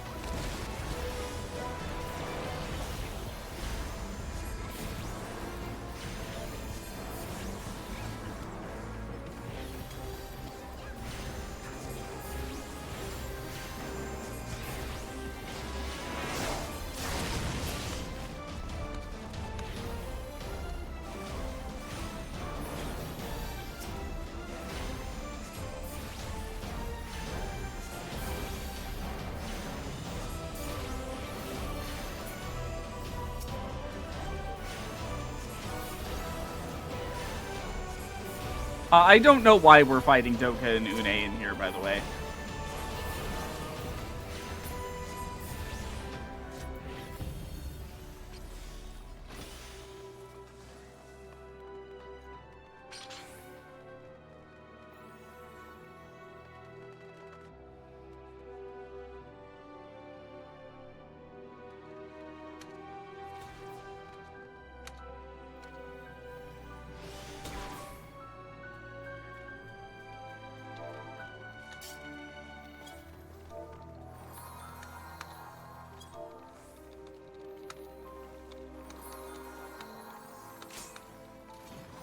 Okay, welcome to the second boss. This is Glacia Labilis. He has no mechanics. This time I'm not kidding.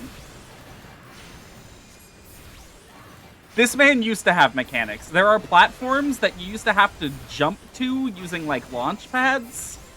They would launch you out here, and you had to, like, launch until you could get back onto the platform while he covered it in dark goop.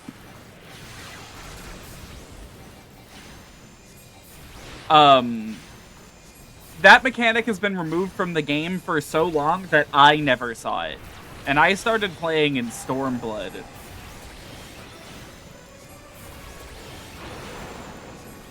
So, like,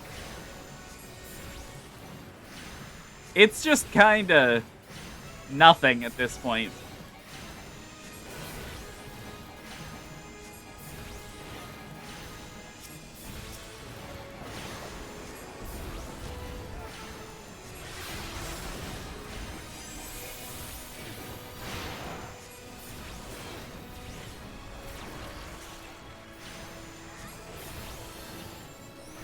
As you can tell by the fact that he is dead right now. No mechanics. Literally none. I don't know what was up with him. I genuinely don't know. I don't know if it, like, didn't work or if it was just not telegraphed properly or, like, what. But it's just not in the game anymore. And that was his only mechanic. I don't know.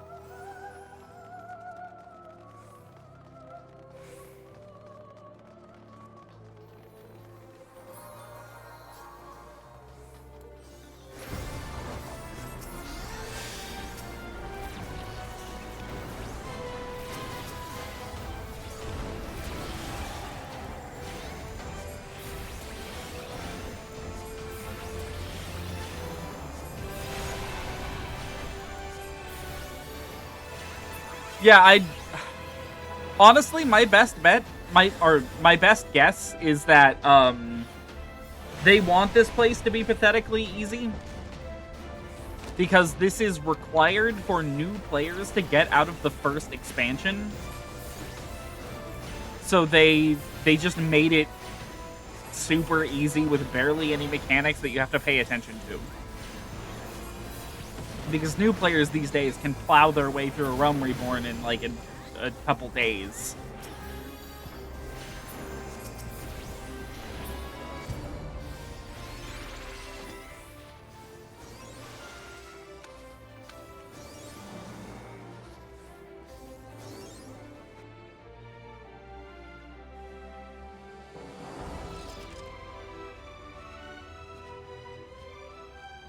Anyways, here's Amon. He's the third boss, and he has real mechanics. Kind of. Hard to explain.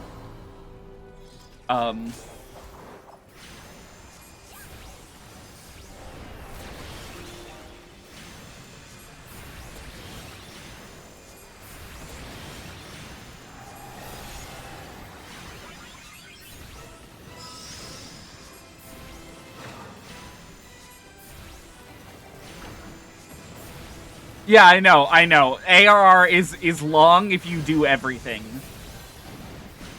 But if you just focus on the main story, it's pretty short. We've already finished the actual base game. Okay, so he summons these guys, which don't laugh. Their names are Cum, don't laugh. And he tethers orbs to people. You need to use those orbs to shrink the Cum-Cums so that they die. It's weird. There's also these experimental byproducts. I don't know what they do. And I'm a frog now.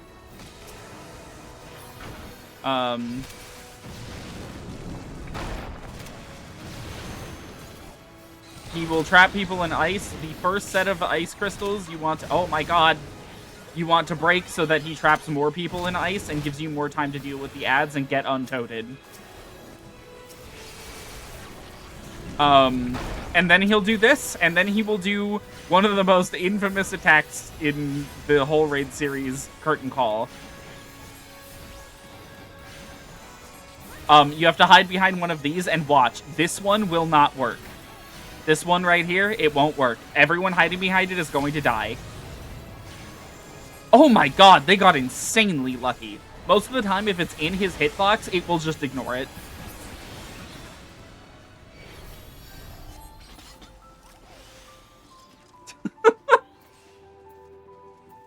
I don't know why those guys are named the Cum-Cums. I don't get it. I just don't understand. Are they supposed to be pronounced Kum? Certainly, there's a different way we could have spelled that. God, actually, that doesn't make it better. That doesn't make it better at all.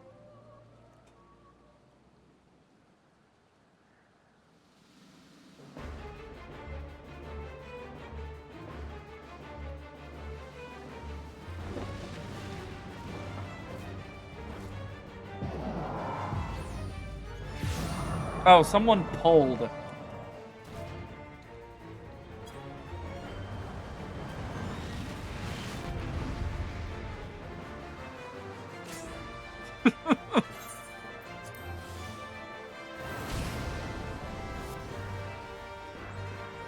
Okay, Zondi is the final boss.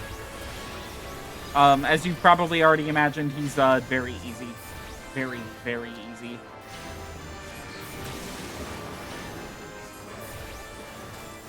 He does this. I don't really know what this does. I've never seen anyone fail it. So, like, I don't know.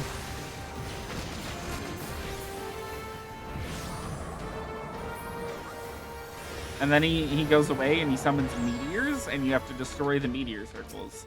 This is a mechanic that'll pop up occasionally. Yeah, no, we're already fighting him. He is not the final boss of this raid series.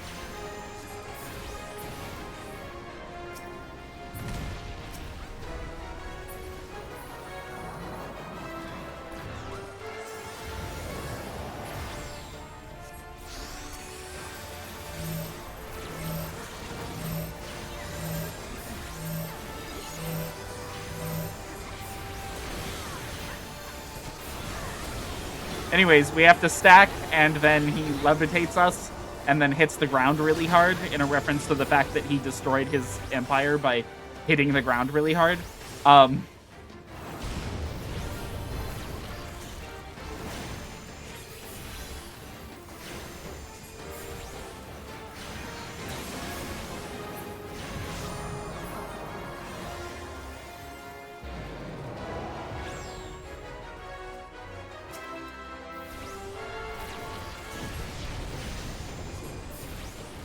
character is so important he doesn't have a voice. Yeah, unfortunately, they never hired voice actors. Or, okay, up until a point, they didn't hire voice actors for these raids.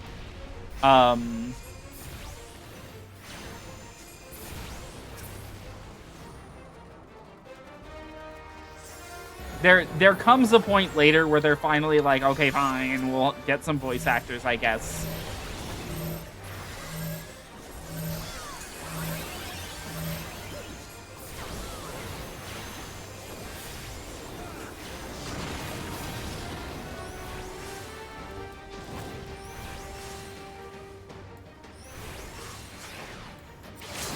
And that's it. That's the whole fight.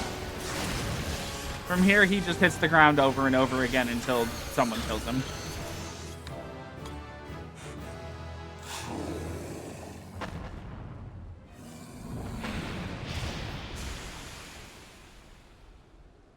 He tried, I guess.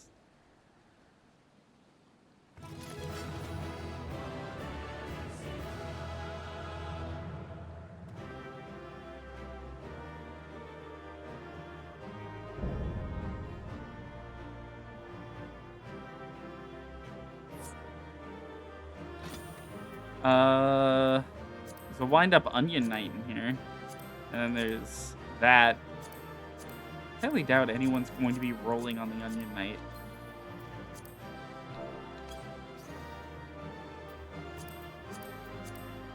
Never see anyone roll on it. Here we go.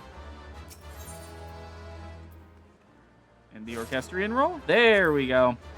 So we got everything out of that we want. I just realized I could technically take the non-made, or like the faded Orchestrion rolls, but I don't want to craft them. It's really annoying, actually. Miku!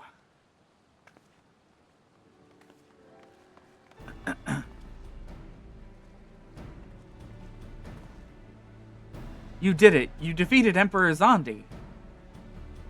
Empires may rise and fall, but man's indefatigable spirit? Okay, that has to be a made-up word. There's no way in hell.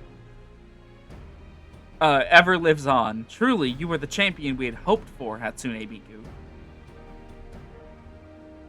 With Emperor Zande now at eternal rest, his dark legacy may be undone.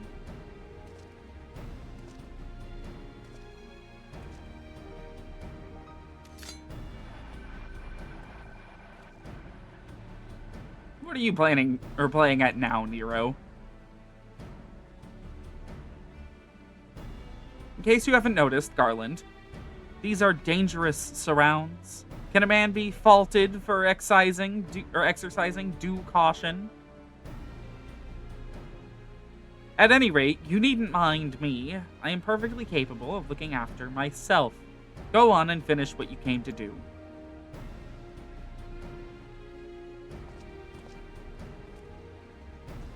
There are two ways that we may seal off Syrcus Tower, either isolate it from the outside world or cripple its ability to produce energy. The choice of method is yours to make. Before you proceed, however, Doka and I must needs attend to a task.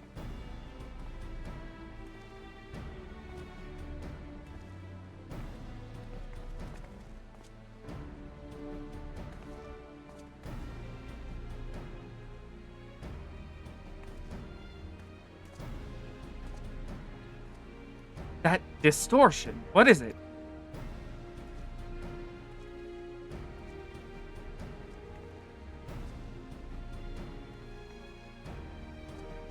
The power that Zandi sought to obtain comes from the Void, the world of darkness, our people called it. And the true nature of that power was none other than the armies of Voidsent. Voidsent feed on Aether, as you may already know, and no plane is richer in it than ours. In exchange for their allegiance, Zandi entered into an unholy covenant. He would open a gate through which the Voidsent could freely enter our world. The covenant, I'm afraid to say, is still in effect. However, being of the Emperor's lineage, Une and I believe that we can annul it. By his blood, Zondi sealed his dark pact. By our blood, it shall be undone. It is time. Yes, Doga, finally, we may fulfill our purpose. Hello, Nero. You got something to say?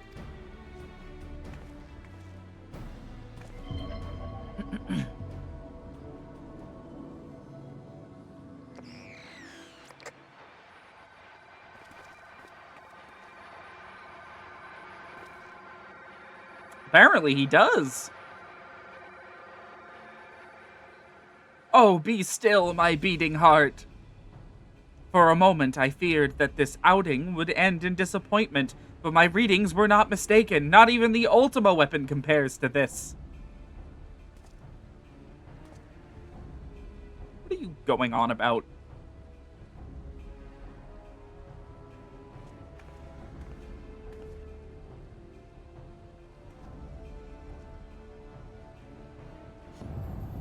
The Covenant is everlasting.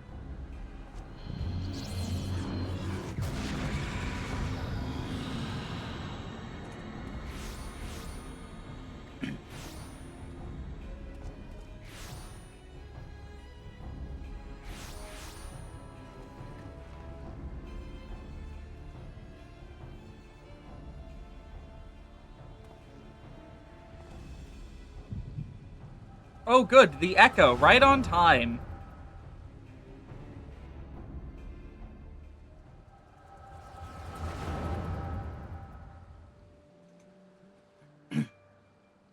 And so, Mericidia is brought into the fold. Soon, all the world shall be united under Allegan rule. Oh, that's actually really important lore. Remember that they captured Mericidia. And yet, with every dream that becomes reality, the memory of death grows ever more vivid. An endless void bereft of light and warmth. Though I may have defeated death, it did not leave me unscathed.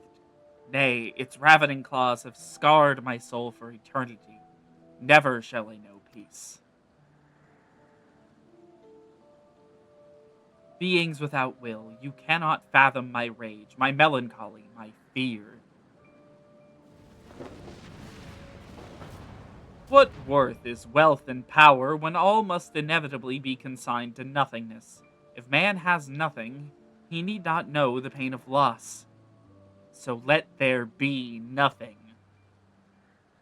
Harvest more power, that the gate may be thrown full open. Let the cloud of darkness come and engulf the world, devouring all life, hopes, and dreams.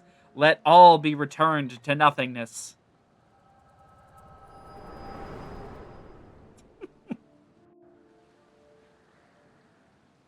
Hey now, he's not on the same level as the main villain of FF16. He's much higher.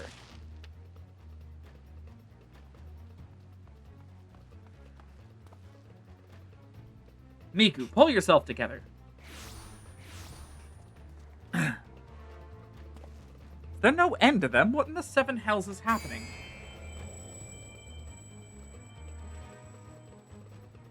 I just didn't want to say it because we're not playing FF16. I didn't want to spoil it for people. Ugh, not now, damn it.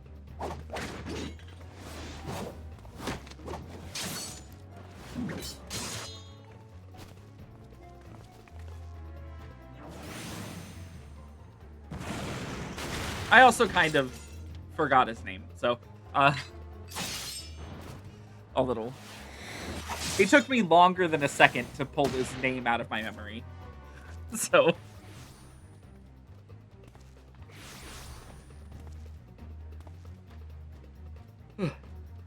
Nero, were they part of your grand plan too? Save your japes, Garland. I didn't put up with your arrogant face to play with worthless clones.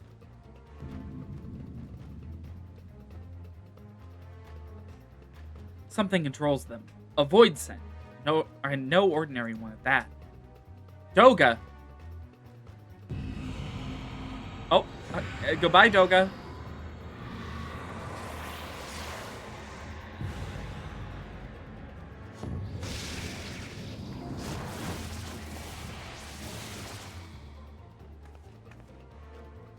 Confound it. Without them, there's no way to master the darkness.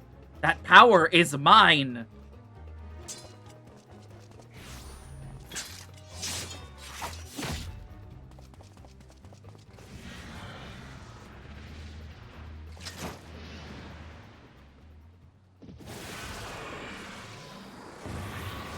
Goodbye, Nero.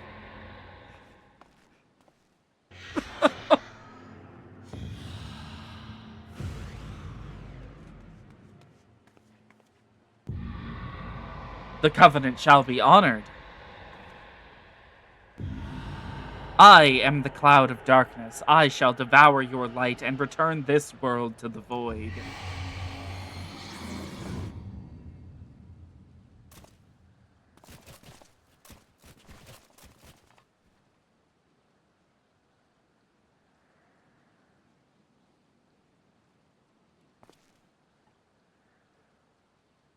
Damn it, the rift is gone. What are we supposed to do now? As much as it pains me to leave without them, there's precious little we can do. Let us return to find and consult Rambros.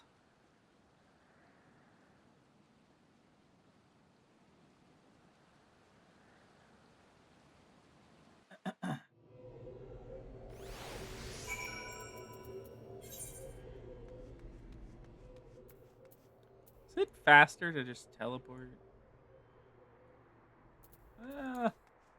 Maybe.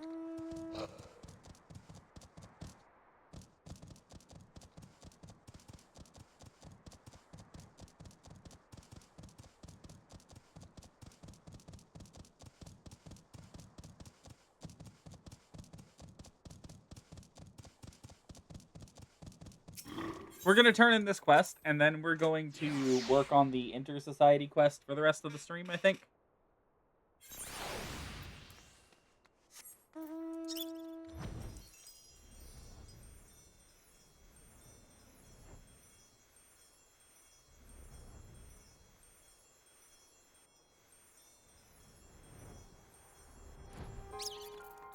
There you are.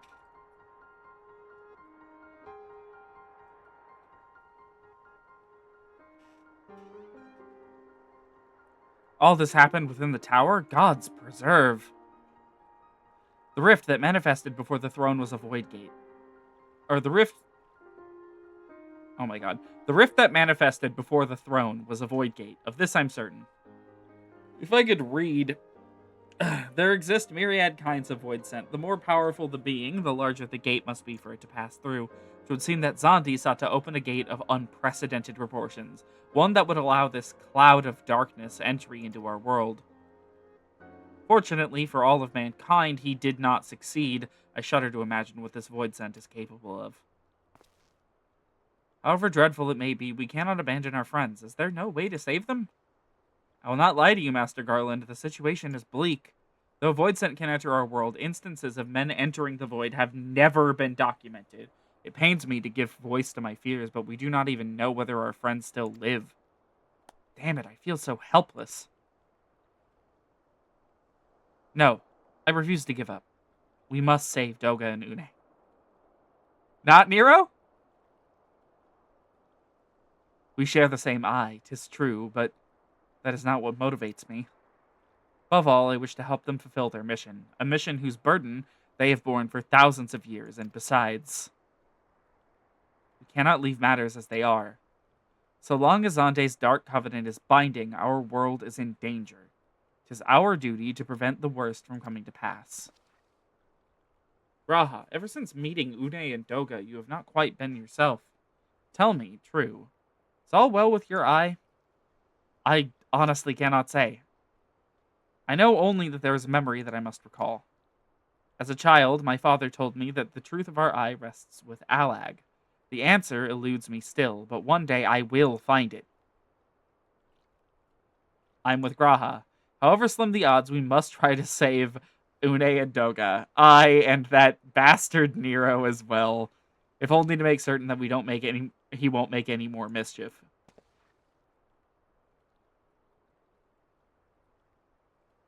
You have the right of it, though we have known them but briefly. Doga and Une are our comrades. We cannot fail them. I shall consult experts in literature both. I swear to leave no stone unturned. Yet know that it may be a while before we are ready to act. I would ask that you all be patient. When dealing with the void, one cannot be cautious enough. My thanks again for your assistance. Pray rest now while you can. For when the time comes to go after our friends, you must be at no less than full strength. We'll save them yet, Miku. Mark my words.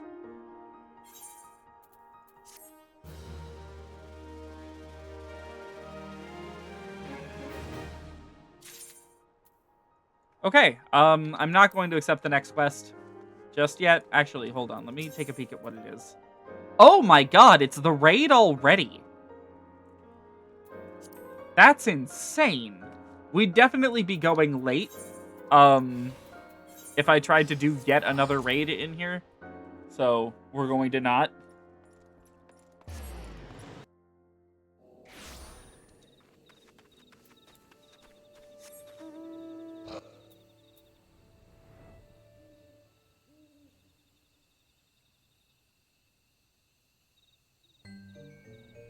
Okay. Hello, voice. Ah, there you are, friend. I trust that you gave those nasty sylphs their due and returned the little ones to safety. Is that you say? It was not the touched ones that did the deed, and 'twas a mysterious green-haired maiden that shared this knowledge with you? Whoever could be behind this unconscionable crime? Perhaps the answer lies in one of my tomes on the medicinal properties of Gubu feces. Oh, this won't do it all. Woe is me. It would appear that there is more to the disappearance of the podlings than I originally suspected, but where to turn next? Allow me to apply the scientific method to analyze the situation. The girl Sylvie said that the touched ones were not responsible for the crime. As the sylphs of Little Solace would have no reason to kidnap their own, we can safely deduce that the perpetrator is not a sylph at all. Do you follow me thus far? You also say that the girl mentioned Lenosha and that she must travel there before tragedy strikes again. Good gods, are you thinking what I'm thinking? Pirates, yes, pirates have stolen the podlings to sell in the black markets, those scurvy thieving scoundrels. Fortunately for us all, I just so happen to have an acquaintance in the area, a colleague, I should say. He is a naturalist, specializing in marine life. He goes by the name Guston. Primarily, I suspect, because that is his actual name. You'll likely find him at the Drowning Wench. He often said his ideas flow most readily after a pint of Bateron's best. Just glance ahead, see how long these are, so...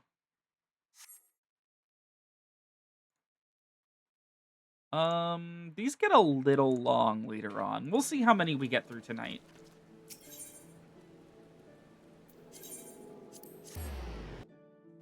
I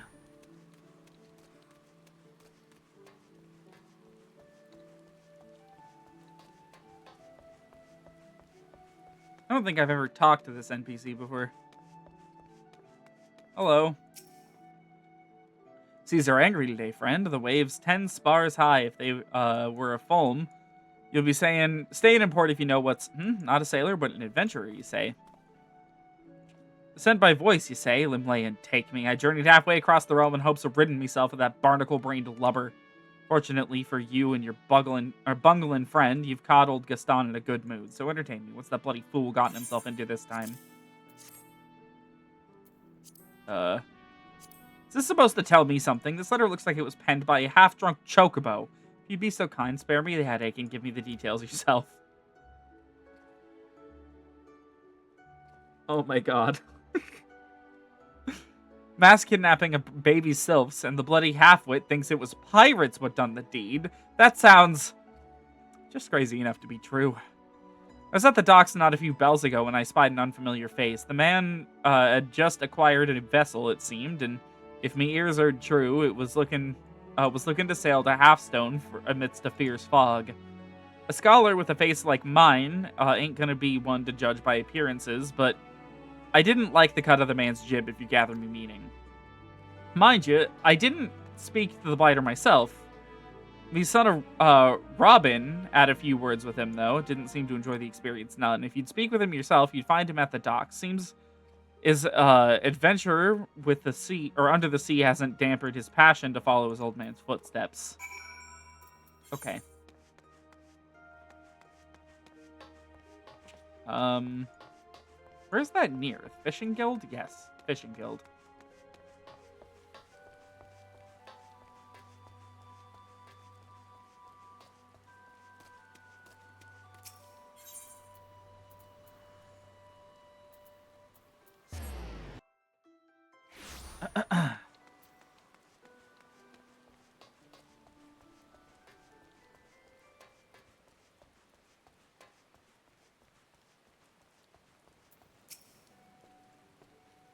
Hey, I remember you. You're the adventurer who returned that necklace to the nice fisherman for me. You did return it, did you? They were so nice to me after all. I just had to do something nice for them, too. Wonderful. I knew I could count on you. What's that you say? Father told you about some strange man at the docks? I saw him, I did. He was wearing some strange metal mask. At least I hope it was a mask. It looked more like part of his face. He said he had a score to settle with Nah? Nah? Oh, of course. I didn't remember till I saw your face, but the nice fisherman that saved me. One of them was named Nav, I'm sure of it.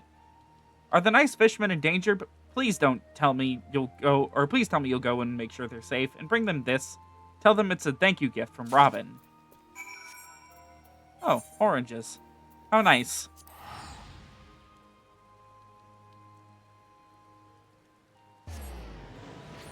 Should fish eat oranges? Is that something they should be eating?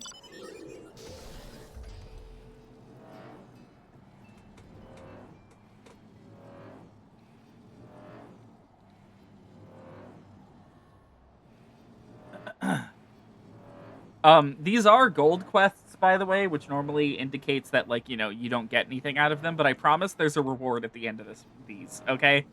You just have to take my word for it.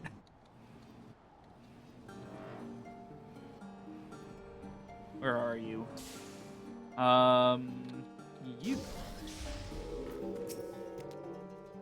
Are my eyes to be believed? Yes, Miku returns! What brings my shore-walking spawnling back to the clutch? It's been a long-ass time since we've seen Nav. He was the first one we did, right? Oranges? This is a true delight. Ever since the last batch you brought, my spawnlings clamor endlessly for more. A present from the finless child. This pleases me greater still. Yes, perhaps a new generation brings hope for the peace between our peoples. Clutch, Father, I need your counsel. Do you so quickly forget so... A Sahagan does not thrash against the currents. He is one with the water, flowing as it flows. Forgive me, Clutch Father. It's Bao, our youngest brother. What of him? He was spearfishing at Moonshade Isle, and then he was gone, spirited away by a shore walker. Why? All I and my spawnlings seek is to live in peace. Miku, you were the first finless one to prove yourself a friend to my clutch. I would ask you accompany me to Moonshade Isle. I have no desire to turn my spear against the shore walkers, but I shall defend my spawnlings with my life. Travel on ahead, friend, and I shall swim along shortly.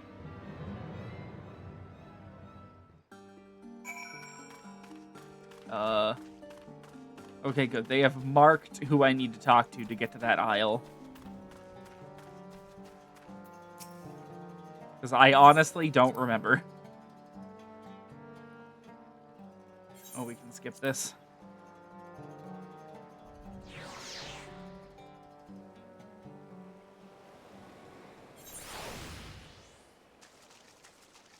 Oh. We have to fight something.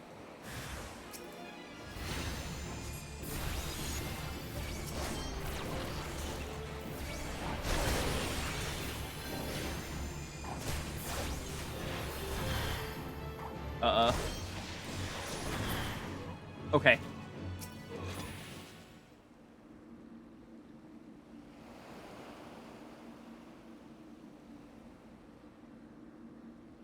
Eventually.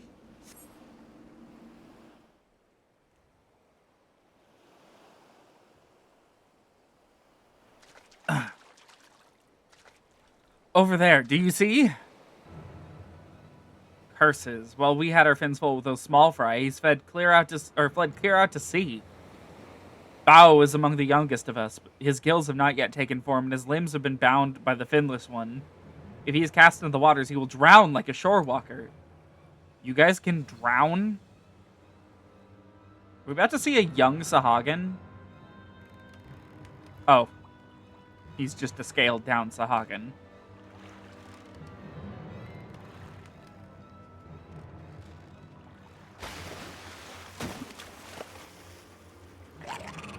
Oh, okay. I've come for my child, Finless one.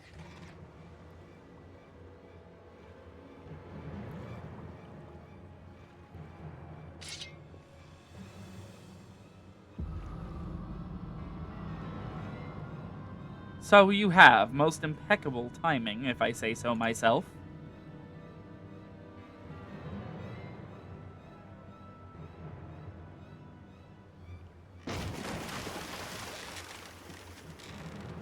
Save me, Clutch Father. All too easy. Oh, shit.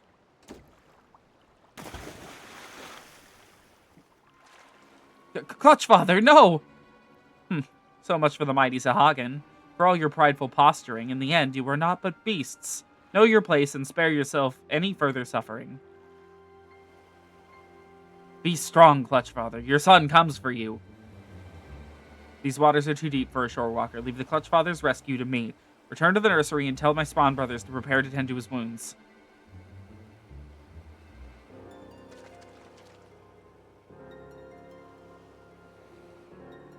Is it just going to leave me standing here? It is. Okay.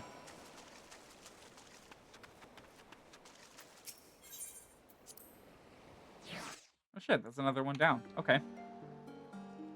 We'll go till 12 like normal. We'll see how far we get. This has been on our to-do list for a few weeks now, so... Worry not, Miku. It's but a flesh wound, and worse I have suffered. No, it is the dishonor of failing to protect my child that cuts truly deep. This masked shore walker who would steal my child from me, he will answer for his crimes. Yes, I must rest for a while. Miku, you may lack for gills, but you are as much my child as any of those I have spawned. It is as your Clutch Father that I would beseech your aid. I know not what the masked shore walker means to do with Bao, but I fear for the boy's life. I would leave this moment in pursuit, but I am young. I am not young. My wounds are slow to heal. My daughter, pray rescue your brother in my stead. There is a saying among our people. The shark that swallows the Sahagin will choke on its scales. Though my clash with the kidnapper might have appeared a one-sided affair, I assure you it was not entirely so. After I tumbled into the waves, I struck at the villain's skiff with my spear. Even in my weakened state, I was able to open a sizable hole in its bottom. The vessel will flood before long, if it has not already. The fiend will have no choice but to dock at the nearest port for repairs, and there's only one suitable location in western Lenosha. You will find our man at Aleport, you can be sure of it. Go for it, though strongest of my daughters. Your spawn brother's life hangs in the balance.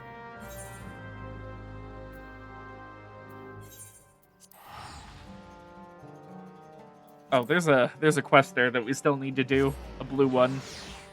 The Why So Serious quest needs to be done before the end of Heavensward at some point. We'll do it eventually. Technically, it can be done after we finish Heavensward and after we start working on the post-Heavensward dungeons, but that quest leads into one, like another one.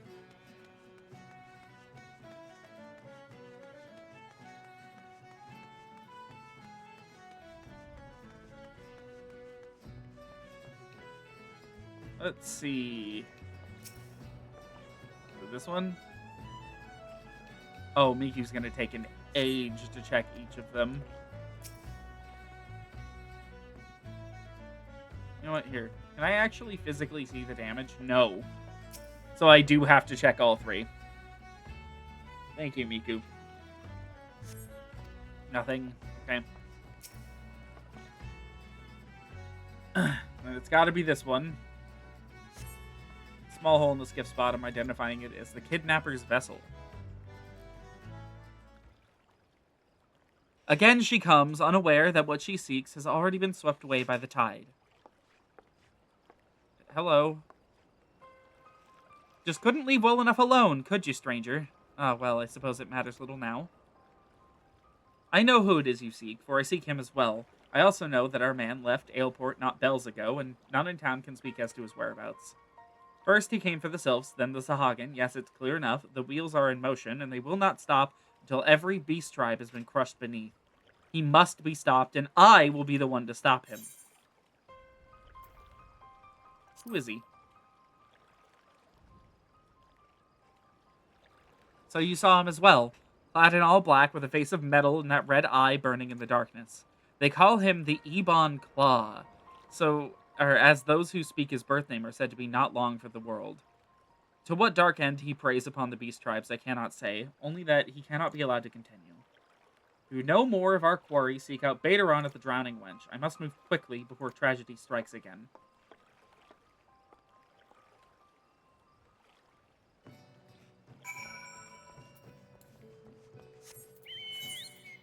Oh, we have to go back to Limsa. Okay.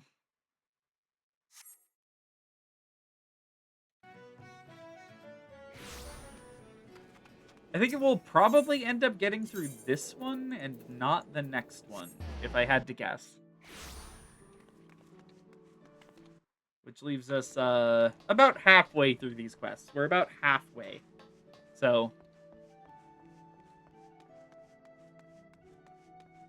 next week will be a little bit more of the same, just finishing up some role quests and moving on, or job quests rather, and then moving on to do more of this and finish Crystal Tower. So, well, if it ain't me favorite regular, Miku, have you come for a pint or a tail? Mayhaps both? Bugger me with a spear and tell me you didn't just say what I think you said. I told you not to tell me that, Miku. Just hearing those words sends a shiver up me spine. The Ebon Claw.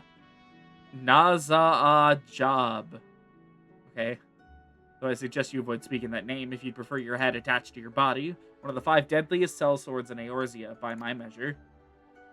Not that you're like to have heard of him. Prefers to keep to the shadows, you see. Smuggling, assassination, extortion. The dirtier the job, the more it titillates the man. Believe it or not, he started out as an adventurer, not unlike yourself. Some reckoned he'd just be the hero the realm was looking for. But doing good didn't seem to satisfy him none. And it didn't take him long to turn to the dark side. You're as strong as and sure as the lass I know, and that's why I'd give you this advice. Keep a wide berth of that man. I'd hate to see you end up like... Which reminds me, Miku, someone stopped by the wench not long ago, asking if I'd seen you about. Officer of the Maelstrom, no less. I believe he said his name was Trashrayet? The burly bloke didn't share any details, but it seemed to matter of some urgency. You'd best go along to Maelstrom Command and see what the fuss is. Oh, I have to go to Maelstrom Command? Ugh. I can't just, like, teleport there, Bateron. It's fucked up of you. Make me pop sprint and then hold forward for a while. Okay, I'm not holding forward. I am using auto run most of the time. Thank the navigator, just the woman I was looking to see. You remember Lieutenant Skateswiz, no doubt? Aye, she leaves quite an impression, and it would seem you left an impression on her as well. She asked specifically for you by name. It would seem there is another storm brewing at the 789th ordered dig, and she reckons she needs your steady, and to navigate through. Or your steady hand to navigate through, Leminson. As for the nature of the storm, that you'll have to hear straight from her. Oh, you know what? We didn't use these. Let's do that real fast. Okay. Yep, back to Camp Overlook. Oh, the kobolds were a like month-long nightmare that I'd rather not repeat.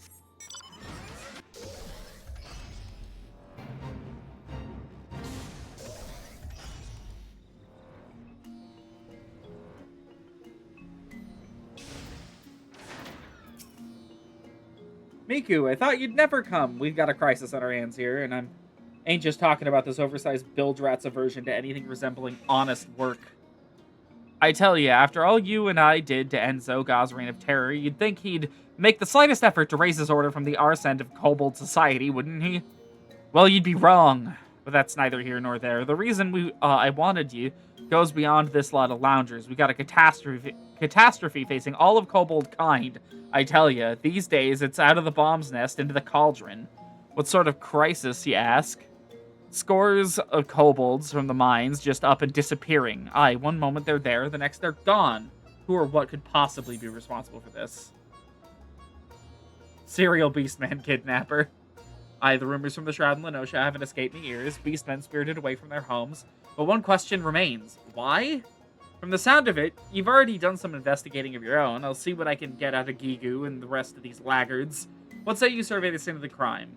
Word has it that the inspection team from the 175th were ambushed right from the heart of the Kobold Dig. The 175th's a friendly lot. You remember BB, no doubt? I reckon they won't be stingy with information.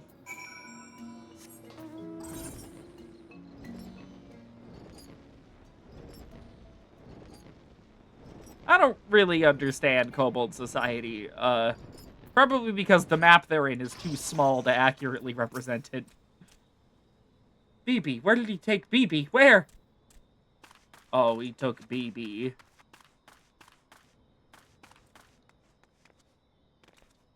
Oh, okay. They're over here. Stings, burn, steers, sears, stings. Sent my strongest bombs against him, but they could do nothing. No, nothing. And you. I saw it all. Yes, I did. He grabbed BB with one arm, pressed steel against her neck. It was too much to watch, too distressing, too painful, too much. I was too scared, yes, too cowardly to come out of hiding, but the Overdweller girl, yes, the girl with green hair, she chased him, followed him, pursued him, chased him to the south. Are they still there? No.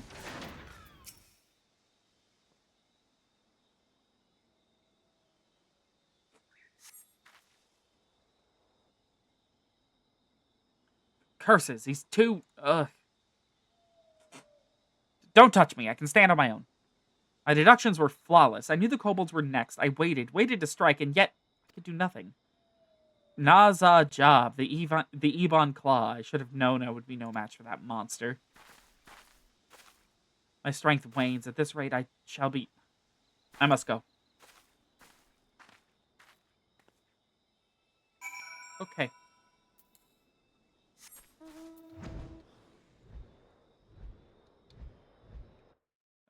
Wow. Okay, we can start the next one then.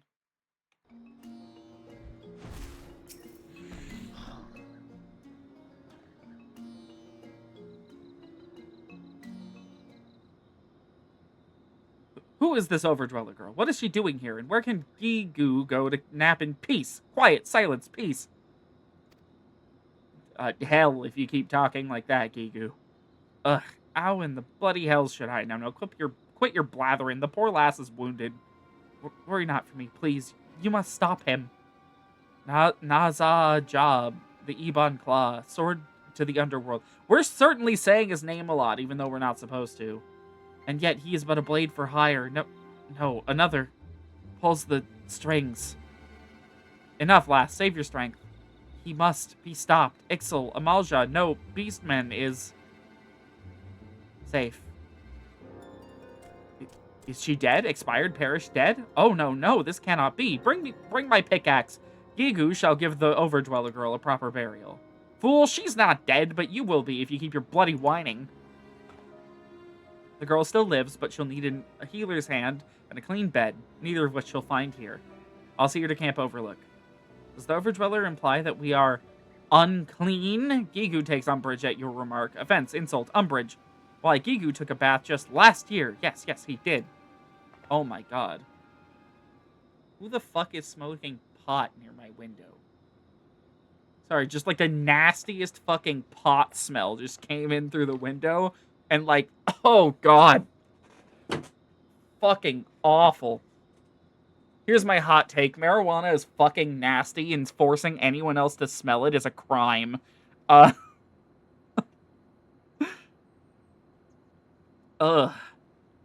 Worry not for the girl. She'll be safe at Camp Overlook. Our priority now should be rescuing BB from her kidnapper. My beloved BB was kidnapped? Why, yes. Why did you not tell me sooner? What is the ransom? Gigu has 2 chunks of ore and a handful of sulfur. Somehow I don't think that'll be enough. Besides, I have a feeling it ain't just riches our man is after. It would seem poor BB's life is at stake again. We need to move quickly. Miku, I need you to share with me anything and everything you know of the man. We'll get to the bottom of this together. Finally, some actual fucking help. As long as it's not being blown in my direction. That's the problem, is that it just came in through my window.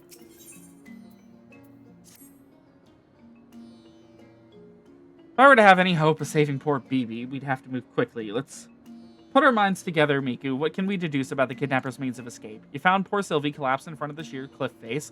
No way out save that by which you came. 'Twas there that the scoundrel's footprints led you, and it was there that they ended. There's only one direction a man could have fled, and that's up, which leads us to the next question, just how? You got my theory, what about you? By airship. Why he's a Rogadin? Why that? Aye, it's the most logical conclusion. Access to an airship would have afforded our man a quick and easy escape route. If any suspicious vessels took off from the Kobold Dig, I can promise you it wouldn't escape the eyes of Commander Bloedin. So Camp Overlook, Miku, and quickly. While you're there, I might you pay a visit to that last Sylvie as well? Loath as I am to disturb her rest, I reckon she, too, might have some knowledge to share. Okay, well, as much as I'd love to continue that, we are out of time. Oh, the last one is really long. So we're gonna have to set aside a lot of time for that. For now, let's just go back to Limsa to log out.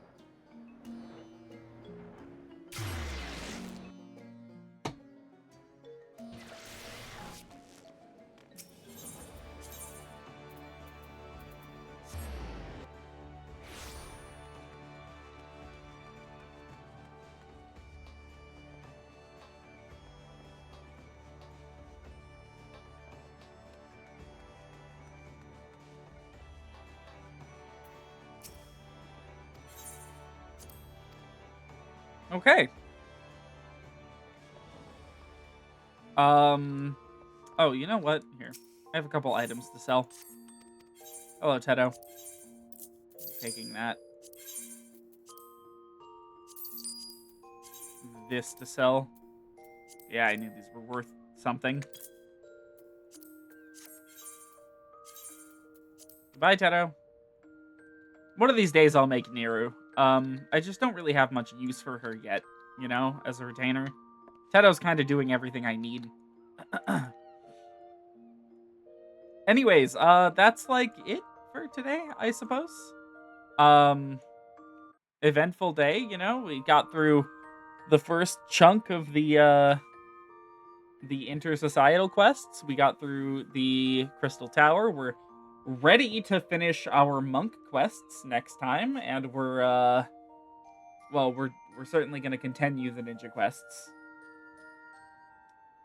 Or quest, rather, I guess. I will not get it to 50 by next week, though, so we won't be finishing it. Otherwise,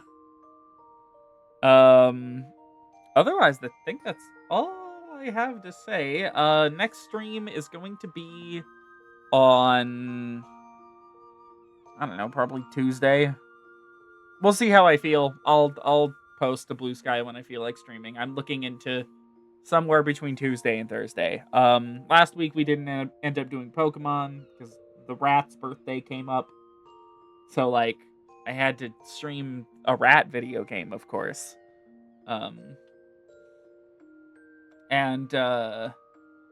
This week, though, no such event. So, we'll be doing some Pokemon. Miku will continue next Sunday.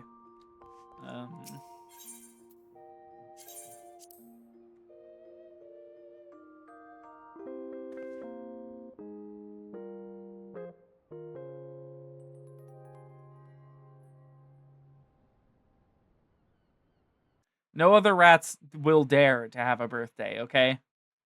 None. They fear me. That's all I got for the evening. Kind of tired, so I'm going to end the stream and just chill out for a while. So yeah, that's all I got. Thank you very much for watching, and have a great night, everybody.